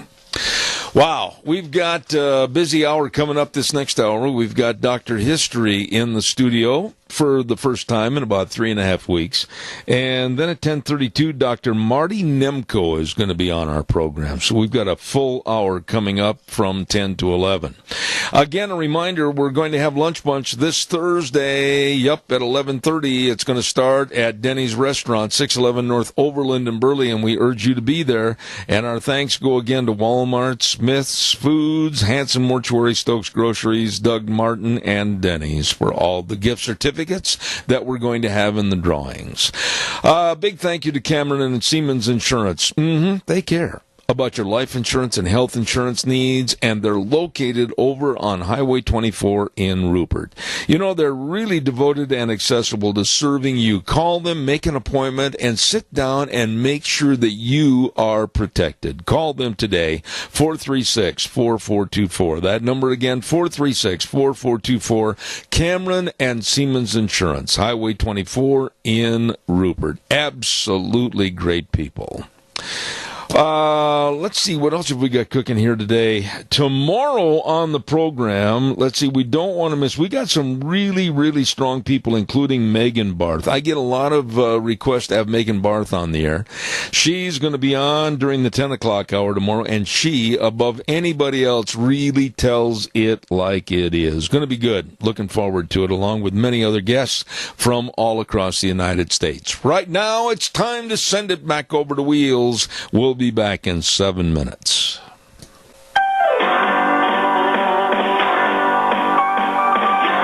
Oh, my goodness. Play that piano. Good morning, everybody, and welcome back. Zeb at the Ranch into hour number 3. And that means on a Tuesday, Dr. History in just a moment. But I want to remind you about that great, great big bull sale that's going to take place at the Burley Livestock Sale Yard this Saturday. Don't miss it. Put it on your calendar.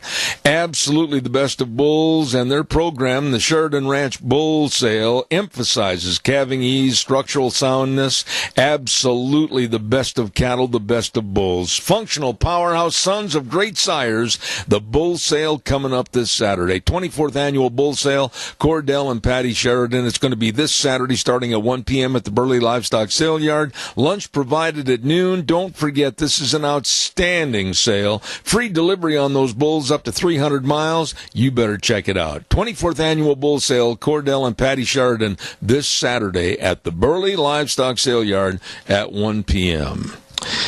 Wow. Here's a gentleman that's with us right now in the studio I haven't seen for a long time, and we had to reintroduce ourselves. Good morning, sir. Dr. History. Good morning, Zeb. Are we ready to roll? We are. You know, it wasn't the best of trips to Arizona, but history-wise, I learned a lot down there. And we're going to talk about that very area today. Why? Prescott, Arizona. Prescott, Arizona? Yes. Well, whip it on me. All right. So, I'm going to talk about two young men that headed west and actually worked together. The first guy's name is George Ruffner.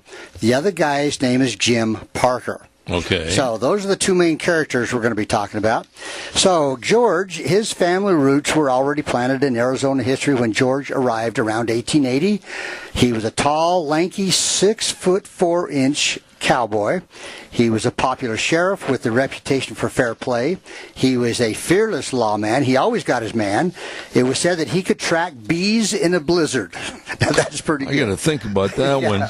So George also liked to take in the game of chance in the gambling joints along Whiskey Row in Prescott. I've been there. It was said he lost $1,700 one night on the turn of a single card. It was also said he lost $38,000 before gambling was outlawed in 1907. You know, let me quickly say that I was on that Whiskey Row, and we ate dinner at the Palace Restaurant, which was featured in many movies, but I know exactly where you're talking. I was right there on the sidewalk. That's right where there he on the was. sidewalk. Yeah. So he bought a ranch outside Prescott and registered his brand 26 or 66. Okay. Now they tell the story of a time when Ruffner was on the trail of some dangerous outlaw. He knew the man was a crack shot with a Winchester, but he needed somehow to get close enough to get the drop without raising suspicion.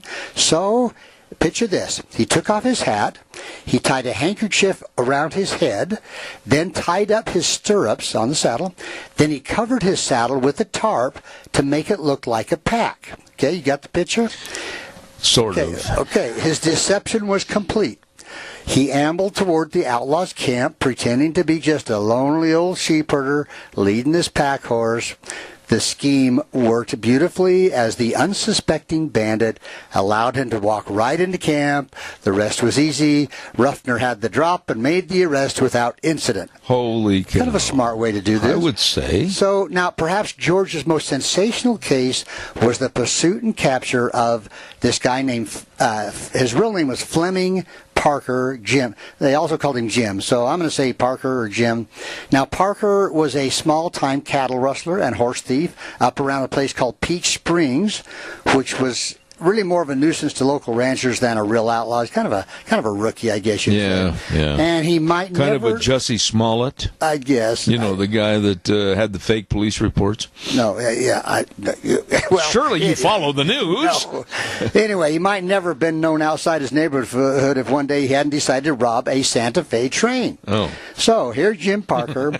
Go back a little. He was born in Visalia, California in 1865. He lost his mother at an early age, and his father went insane when the boy was only 14. A year later, he was in trouble with the law and sentenced to a year and a half in San Quentin. And no sooner was he out of prison, he got crosswise with the law again and decided to head for Arizona. A real pillar of the community. Yeah. So Parker hired out punching cows at a place called the Thornton Ranch. Okay. Now, he was only 17 at the time, but they say he was tough, rawhide tough. He could cowboy with the best of them. He's just a good all-around hand. Now, Parker had been working for George Thornton about a year when 20-year-old George Ruffner hired out for the outfit. Okay, here's our two guys, George and Jim. Now, Parker taught him to ride and rope, which obviously is the two most important things a cowboy needed to know. They drifted around the county, worked at various cow ranches. Well, so they're kind of buddies, all right? They're kind of working together. Now, in 1881, after the spring roundup at a ranch in Chino Valley, the boys drew their pay and headed for Prescott, Arizona. Now, their arrival in Prescott brought a turning point in their lives. Oh. Fate would lead these two cowboys down different roads. George Ruffner would establish roots and call Prescott home for the rest of his life. Wild and woolly Jim Parker Fleming Parker would continue to backslide toward a terrible end, and we'll get that at the end. Oh, you're just like one of those Saturday morning cereals. I know, you're loving it. Yeah. So, Prescott in those days was a bustling town. It was the territorial capital, and the mines in nearby mountains were booming. Yeah. And supplies came into Prescott by freight wagon because the railroad actually hadn't gotten there until 1887. So there was a lot of money changing hands with the freighting business, hauling from Colorado River to Hardyville, Ehrenberg, different places. So George, he took a look at that and he decided, I think I'm going to go into the freight business. So that's what he did. Now, Parker preferred the carefree life of a cowboy. As soon as his bankroll was spent, he'd go out and find another job, earn some more money, till he'd go back in town and blow it all again. Yeah, and Prescott at those days was easy to blow money. It probably was, yeah. So their lives continued to grow in different directions. George got married a gal by the name of Molly, and through hard work and perseverance, he saw his business grow successfully. Pretty soon, he added a livery stable and a stage line to his business portfolio. Wow. Now, Parker, on the other hand, continued his kind of wild and reckless ways. Pretty soon he drifted back into California. He got in trouble with the law. In 1890, he was sent up for 6 years at San Quentin. He was released early, and by 1895 was back in Arizona. Now, just what I've heard about San Quentin, it's not a place you want to return to. No, there were some unsavory types in there. Yeah. Now, a year before his return, George Ruffner was elected sheriff. Uh-oh. Okay, so the plot thickens. Yes, it does. The soup is thick. It's thickening. Not long after Parker went to work, cattle began to turn up missing. No. He went to work for a ranch, okay? Cattle started to turn up missing, and then he took a job breaking horses. And, amazingly, pretty soon, some of those horses went missing. Well, what happened? Well, no one suspected Fleming Parker at the time. He's just a little old cowboy. Well, yeah. Why would he steal Why? horses? That's absurd. So it was more than a coincidence that wherever he turned up, cattle and horses turned up missing. Darn. Not surprisingly. I can't believe it. So here we have it. Picture this. 2 rustlers were seen driving 40 head of horses from a holding pen. And they drove northwest up to a place called Aubrey Valley. Uh-huh. Okay, Sheriff Ruffner and a posse were soon hot on the trail. Yes, sir. They caught up with them near a place called Frazier's Well, and we're still in Arizona. And in a running gunfight, they recovered the horses. Now, the 2 outlaws got away, but the lawmen were pretty sure one of them was obviously this Parker, Fleming Parker. They pretty well knew that's who it was. Yeah. So Parker's next haunt was a place called Peach Springs, where he joined up with a gang called the Thompson Gang, and kind of a lesser-known gang that probably nobody's heard about. But their activities included rustling livestock from ranches in that part of Arizona. The stolen animals were usually driven to Nevada, where they would be sold. Now, being good businessmen, they didn't want to come back empty-handed, so they pilfered livestock in Nevada and brought them back to Arizona for sale. So they were crisscrossing. Yeah. It's a business venture. They were just treating each state with mutual respect for money. Yes, and good businessmen. Oh, absolutely. Now, they also generally preferred stealing horses to cows because they could move, faster and quicker. So, instead of slow old cows. Now, Parker was a natural leader, and it wasn't long before he was making the decisions. The outlaws holed up in Robber's Roost for a while. How many were there? Well, it doesn't say. Just this Thompson gang was maybe 6 or 8 guys. Not a big gang. Okay. Now, train robbery offered a new dimension to the gang's activities. Train robbery. Yeah. So Wells Fargo, is known to ship thousands of dollars in gold by train. I got a feeling I'm going to snicker over this. Okay, you might. So, despite the fact that most of the train robbers were eventually apprehended, Parker decided to rob a Santa Fe train as it made its run through northern Arizona. Okay. Now, Parker, being a smart guy, studied all the operations of the trains and actually even learned the basics of running a locomotive. Really? Then he laid out a plan. A large gold shipment was en route from San Francisco, and it would soon be passing through northern Arizona on the Santa Fe Railroad. Okay. The heist was set to take place on February 8th, 1897. Just a couple of weeks ago. Not that long. So everything was going according to plan right up until Murphy's Law took over. And what would that be? Well, I'll explain that to you. Parker and his buddy, his companion named Wilson. Wilson jumped onto the train as it slowed down on a grade at a rock-cut place, and Parker climbed into the cab, leveled his revolver at the engineer, who brought the engine to about half. Wilson rushed back to separate the express car from the mail car, not really realizing the 2 cars had been switched. Well, when the train stopped, there was a Wells Fargo messenger, or guard, on the train. I see. His name was Jim Summers.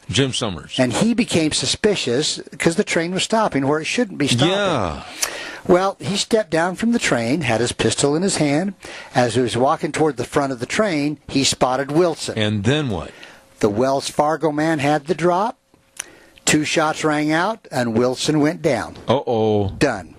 Okay. Adios. Yeah. Now, up on the engine, up front, Parker heard 2 gunshots, and he thought that was the prearranged signal that the cars were separated. So he told the engineer, he says, move on down the line. So they left the rest of the train. This plan's falling apart. It is.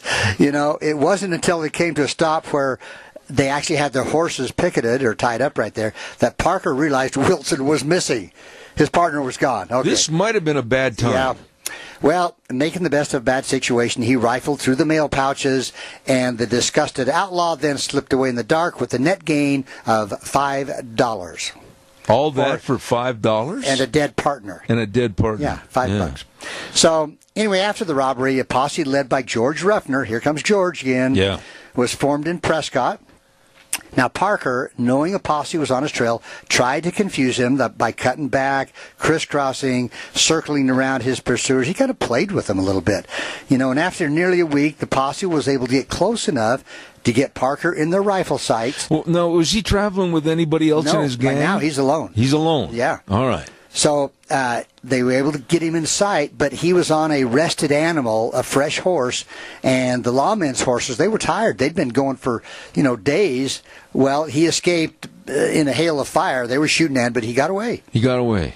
Now, Posse were per shots. They must have been. Anticipating pursuit, Parker had cached food and supplies at strategic places in the county. So he kind of saw into the future what he was going to... Yeah. Okay. So, and still the posse continued. Well, the lawmen finally rode Parker into the ground. 2 members of the posse, get this, Zeb, one guy was named One-Eye Riley. I went to school with his sister. And the other guy was named Martin Bugalun. Okay. You love saying that, didn't you? That was you smiled like... Okay. Yeah. So they were out gathering firewood. And they accidentally stumbled into Parker's camp. Old Bugalund and One-Eye. So the outlaw, he was caught unaware, and he found himself looking down the barrels of 2 six guns, and so he surrendered without a fight. He did surrender. Yeah, he did.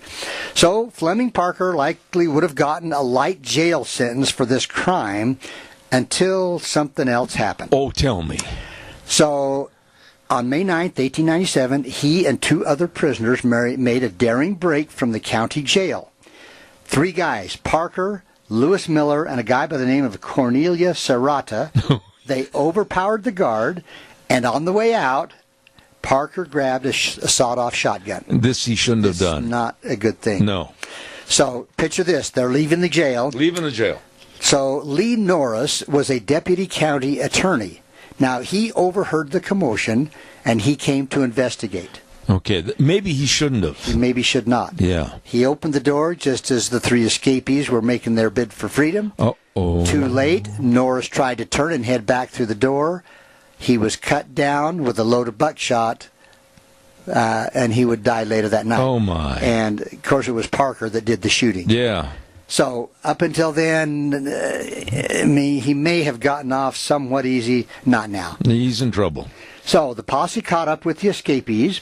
The deputies opened fire and shot Miller's horse, one of the other guys, out from under him. Miller also took a bullet in the side. Parker pulled the wounded man up onto his horse. Now, so picture this. They're riding double on a horse. Okay. Parker and one of the escapees. Yes. Okay. Yeah. So during the fight, Parker actually was also shot in the leg. He got hit in the leg, yeah. Now, the 3rd escapee, this Cornelius Serrata, was never seen again. I don't know what happened to him. He ran away. He got the heck out of there. So Parker and Miller, they're riding double. They head southeast. The 2 decided to split up because Miller's wounds were giving him a lot of pain and trouble. Well, Miller was able to make contact with his sister, and she persuaded him to surrender. Well, wouldn't you stop right there? They didn't have cell phones, so how did he make contact with his sister? I don't know. She must have lived in the area, down around Don't look Prescott. at me. I don't know. You're telling the story. Somehow. He found out. He went to their house, I guess. Oh. So meantime, Parker, he was concealing his trail by crossing and crisscrossing. They actually got bloodhounds out to try to track this guy. Now, I don't know how you are, but I don't picture bloodhounds back in those days tracking prisoners, but they did. Well, George Ruffner... And this is still in Arizona. Yeah. Now, George Ruffner, the sheriff, still stubborn. He's going to pursue this guy. There was a $1,000 reward, dead or alive, dead preferred. Mm-hmm. Well, so they kept after him. Now, still believing the posse was on his trail, Parker reshod his horse, and he put the shoes on backward and rode some distance with the horseshoes on backwards. Well, no, wait a minute. He shot. He got shot in the leg. Yeah, and it must not have been too bad because he's still going. Well, how about shooting you in the leg? Tell me how bad it is. Yeah, but I'm a wimp. Okay. So, and he had this horse that he had stolen that actually was a prized racehorse that was very fast and sturdy. So, can you imagine what that horse was thinking? Yeah, this guy is putting horseshoes on me backwards. What the heck? But it was a smart idea. Yeah, it really was. Okay, then when that horse, he lost that horse, he stole another horse. Now this time he wrapped burlap around the horse's feet. Now that makes more sense, right? Well, sort of. I mean, yeah. Easy to take off. So Parker was left afoot when his latest horse got away. He lost his horse. The guy's got shot in the leg. Lost his horse. Lost his horse. Had to shoot one backwards. Oh, my goodness. Anyway, so lawmen got a break when someone spotted Parker walking, and the bloodhounds were brought in. They found a cave with warm coals, but the dogs got to sneeze and then lost the trail because he had spread pepper on his trail. Are you kidding me? No. This guy thought ahead. He did. I mean, who would think of pepper? So he got away again. Well, Sheriff Ruffner was hot on the trail again, and thanks to the expert work of the Navajos keeping tabs on Parker's lawman, they were able to sneak up on his camp and take him without a fight. So he's now captured. He's captured again. Finally. Okay, now wait a minute. I know there's more. There is. There's an ending to this story. So Fleming Parker was then taken to Flagstaff and placed in a cell. Parker went on trial June 15th, 1897 for the murder of Lee Norris. The trial lasted 3 days and returned a guilty verdict. He thought he might get a life sentence, but instead they were going to hang him. They're going to hang him. Yep. Flagstaff. Yeah. Yes. Yeah. So Parker's last night in jail before his hanging, George Ruffner asked him if he could bring him anything. They'd been friends, and says, is there anything I can do for you? You're going to get hung, and anything I can do for you. Well, gee, that was nice. That was nice of him, So on that final day, Parker, seeing daylight for the first time in a year, he'd been held in jail for a year. He was led to a black painted scaffold. He halted at the steps and asked if he could have a look around. Parker announced on the scaffold that there was only one man he respected enough to pull the lever at his hanging, and that was his old friend, George Ruffner. Sheriff George. Yeah. So as they started to place a black cover over his head, Parker asked to shake hands with the boys on the scaffold, and then he said to the jailer, quote, "Tell the boys I died game and like a man." Okay? Well, so basically it was a real twist of the tale at the end, sounding very much like a plot dreamed up in Hollywood. The story begins with two young cowboys who met a fork in the road. One took the outlaw trail, the other became a lawman. One died at the end of the rope, the other had to pull the lever. Wow. George Ruffner had a long and an illustrious career as a lawman. He died in 1933. He was the state's oldest sheriff.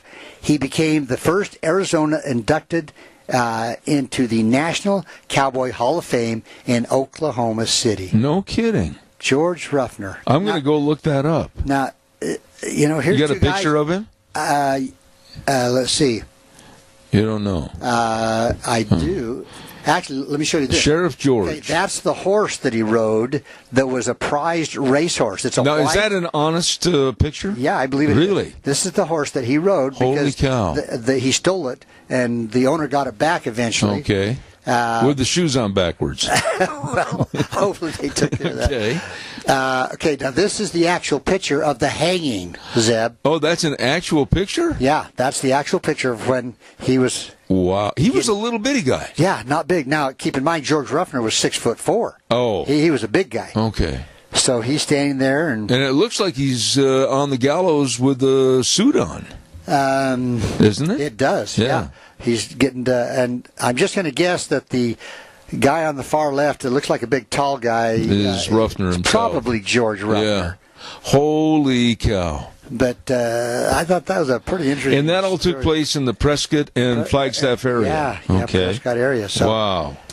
Well, I was there. And I didn't meet him, but I was there. Well, if you ever do, go look up George Ruffner's. We went to the Palace, which is on that Whiskey Row, and they filmed a movie there, Junior Bonner. Yeah, and he mentions in here that the Palace in Prescott on Whiskey Row. Yeah, that's where we were. Yeah. I didn't run into any of his relatives, so I guess we're all right. You don't know. No, that's true. You might. But we had a wonderful dinner and then got out of Prescott.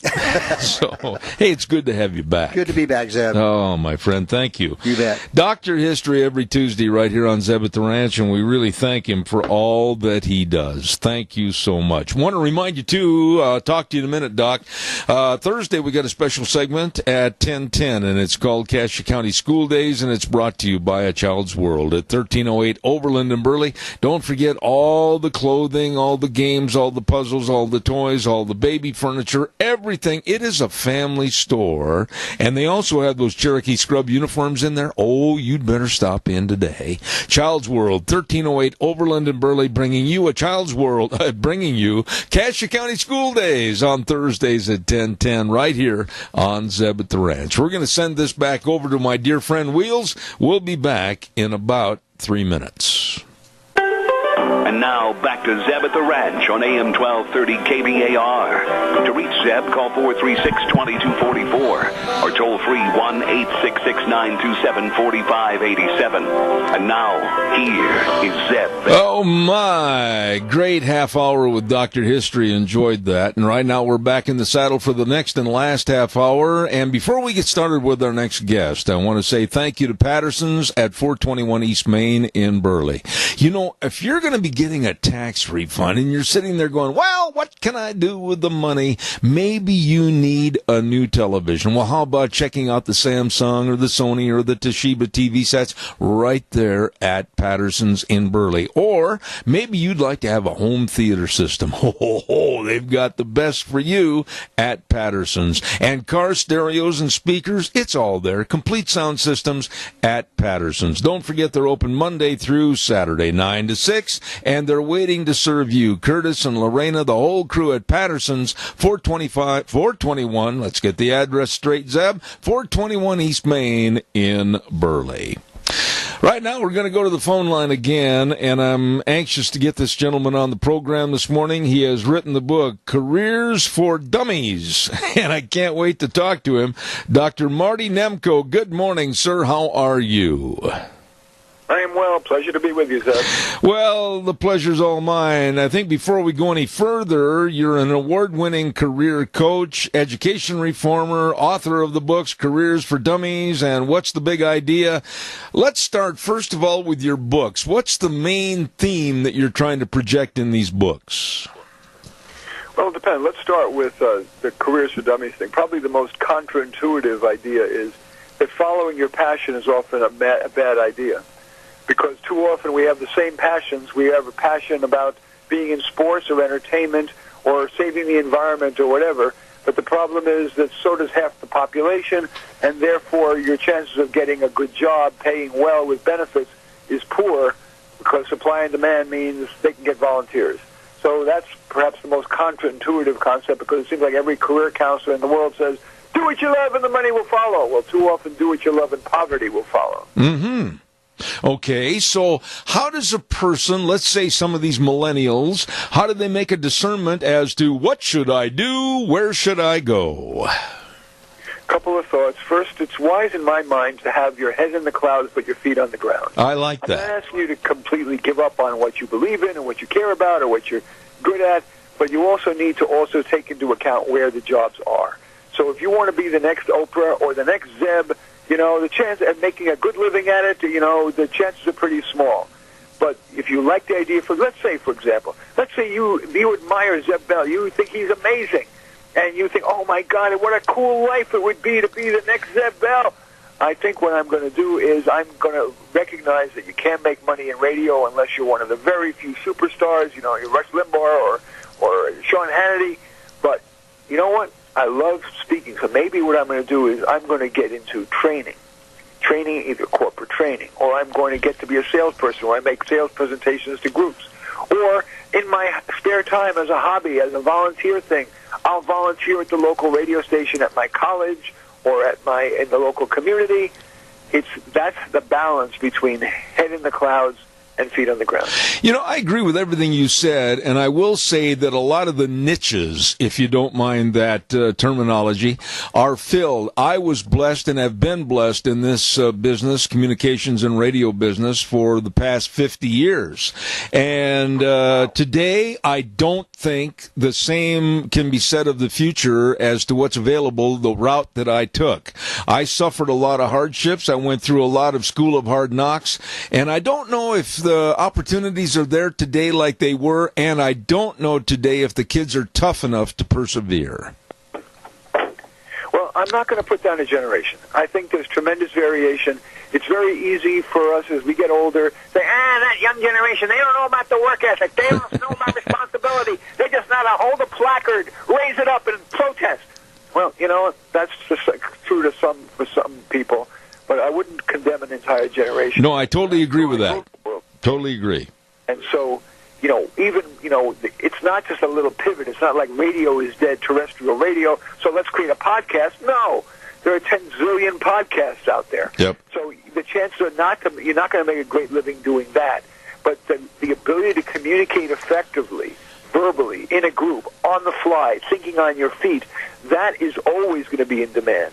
So look to where the changes and growth is. So the growth could be, for example, in certain industries, like robotics, like biotech, like genetics. Unfortunately, and I know your conservative listeners won't like this, but government is growing. It's getting bigger and bigger and bigger. And immigration is going to happen, and single-payer health care is going to happen.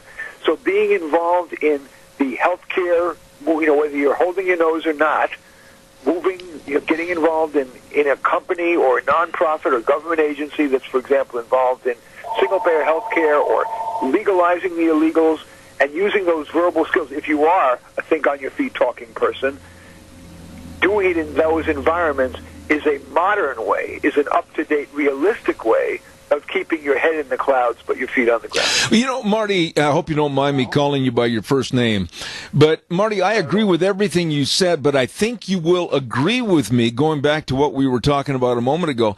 Some of the opportunities have changed drastically in various fields of endeavor, so that I would tell kids, millennials or whatever, that they better really study the opportunity, they better really study the job, and they better go talk to people firsthand as to what's available and how to pursue it.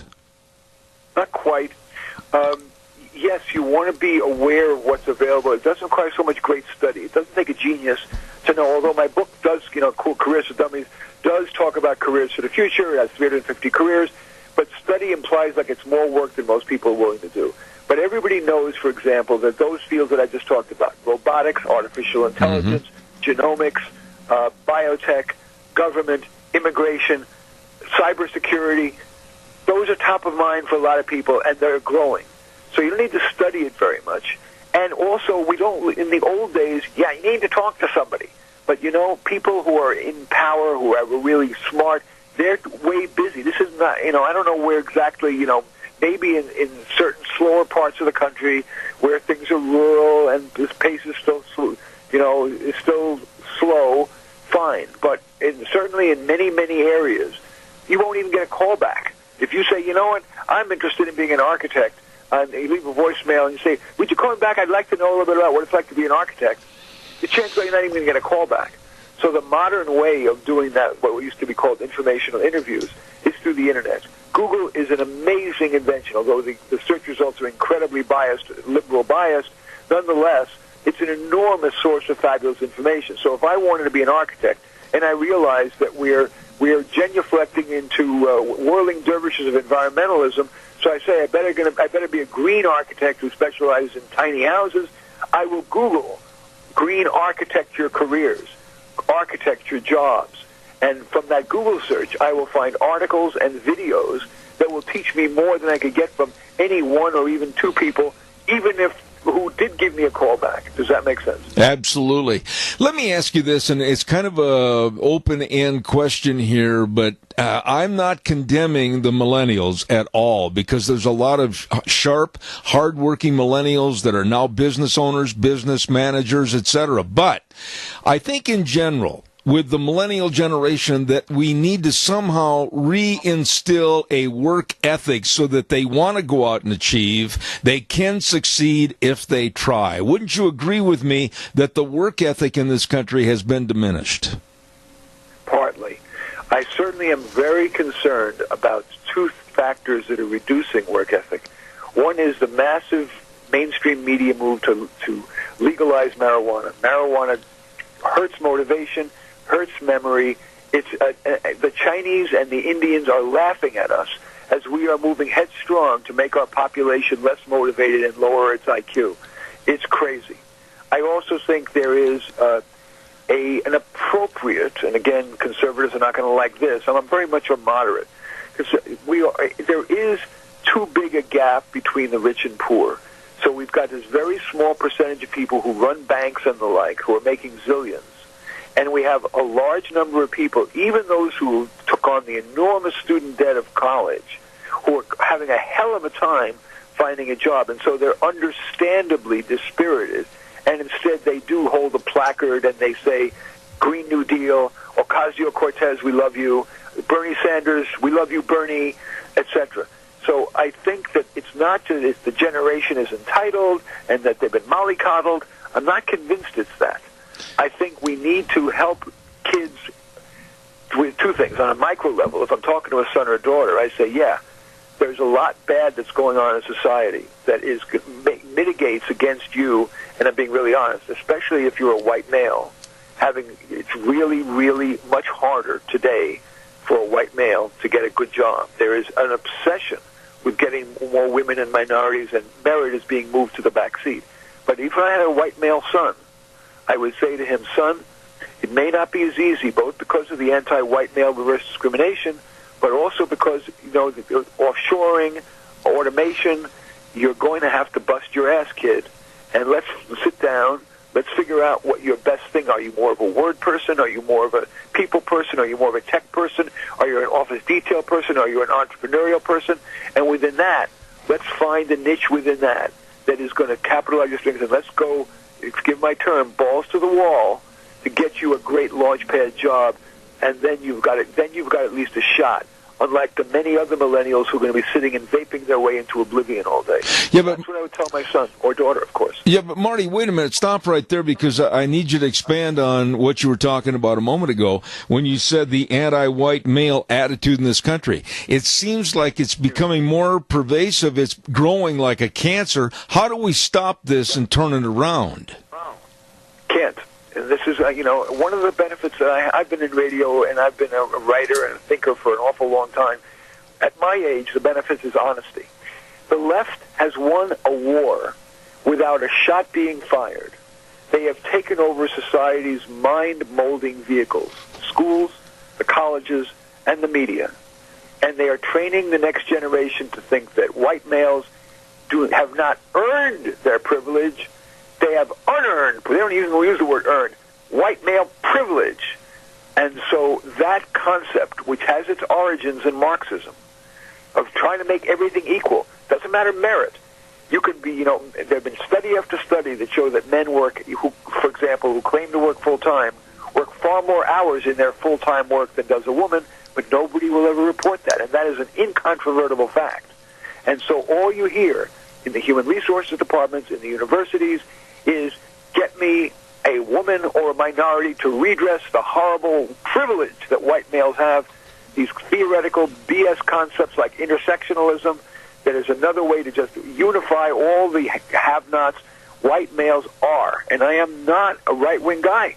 I am a true moderate, and yet I can tell you, I can look you in the eye if I were looking instead of looking over the airwaves. I can tell you that white males are having a hell of a time. Now, I don't know where you are, but in the Bay Area, where I am, I've gotten calls from recruiters that get me anybody but a white male. Anybody is straight white male. That's the world that we are headed toward, and it is my profound is too strong.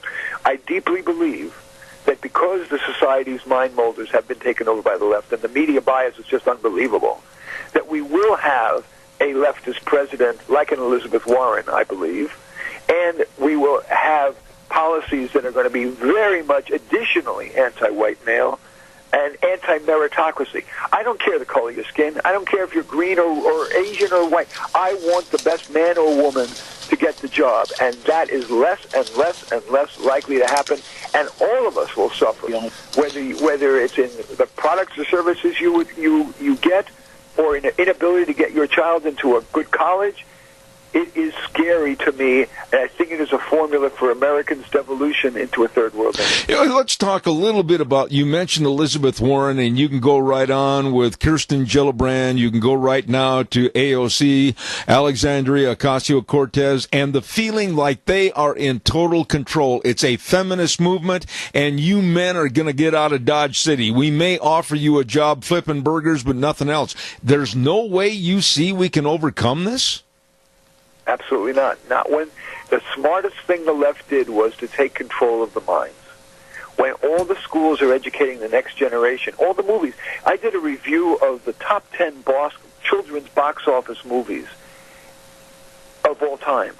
Over the last 20 years, all 10 had women or minority heroes and white males as the evil one. Oh my. So if they're starting with the brainwashing that early, and then it's continuing in the liberal churches, and in the colleges, and in the media, news media and entertainment media, every commercial shows a spunky woman or minority putting a white male who's a bore or an idiot in his place.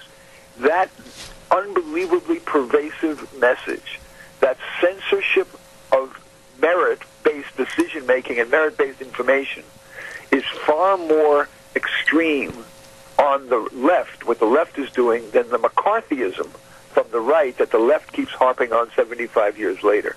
This, I do not believe, is a pendulum, because in addition to the media bias and the college bias and the movies bias, we have populations. Part of the reason that the left wants uncontrolled immigration is because they know that the poor tends to vote liberal and vote Democrat. And so they are throwing the racist word to anybody who would oppose, quote, comprehensive immigration reform, because they know they're going to get more and more liberal voters. And so between the birth rates, the immigration rates, and the mind-molding control by the left, this is not a pendulum to the left. This is a trend, a mega trend to the left that, frankly, people like you and me, Zeb, and I am, as I said, a moderate. I vote Democrat some of the time. It will be, it's hopeless for us. We're yelling, we're our last gasping breath here on right-wing talk radio, and it's over. We've lost. You know, when you mentioned something in that last little dissertation regarding churches, let me throw this at you. I have said on my program many, many times, and I'm going to stand firm on this, that churches, regardless of denomination, the church leaders, ministers, pastors, etc., have dropped the ball in really preaching sermons that are going to help the congregation and the community. How would you respond to my statement? I would be stronger than say drop the ball. They have replaced in my judgment, the good biblical values of, yes, hard work, honesty, integrity, all that boring, old-fashioned stuff, with focusing on the New Testament's messages of help the least among us, which is actually at the core of Marxism. Redistribute to the poor. Give to the least. From those with the greatest ability to those with the greatest need. That is the dominant conversation in liberal churches. So when they're saying, immigrants are people, they have rights too, it's really about taking resources away from the people who are here legally, who have worked honestly, hardworking, etc., to the people who are unhappy in their own countries and then snuck in the bottom of a false bottom truck and came here illegally to steal, and many of them, get false ID and false benefits, and yet the churches are lauding them and not the salt of the earth, honorable, traditional, hardworking people. It's not dropping the ball. They have consciously replaced a concern for the values that really do, in the long run, make a difference. Hard work, integrity, intelligence, thoughtfulness, with let's help the least among us. I wish I had more time, so I'm going to, at that juncture, say, please come back as soon as you can. Dr. Marty Nemko, I appreciate your comments. I need to have you back real soon. We'll finish the discussion. Thank you for being on the program this morning. You're welcome. Just you can tell A.J. Rice, and then what'll happen. And again, the book Careers for Dummies. It's a little controversial, but it's authoritative as well. Absolutely. Thank you. Appreciate it, Dr. Marty Nemko, and we will have him back very, very soon. I got to get that book, too, called Careers for Dummies by Dr. Marty Nemko. Thank you very much. Right now, holy smokes, I've got to get the weather on, and the weather is brought to you by Scarro's Meats. Don Scarrow and the crew at 331 North Road, Jerome. You know, I've been telling you every day on this program about the delicious meats that they have, and they've got a special now, you know, of course, with where maybe you can take some of that money you got on tax refunds and invest in some of the Scarro's meat packages, like the barbecue packages or the marinated pork ribs or all the different bacons and sausages and bratwurst. Oh, you name it, it's all really delicious. From Scarro's Meats, 331 North Road, Jerome. Right now, here's Gina with the weather. Looks like it's going to be another soggy day for today and, quite frankly, for the rest of the week. Here's a look at your weather forecast.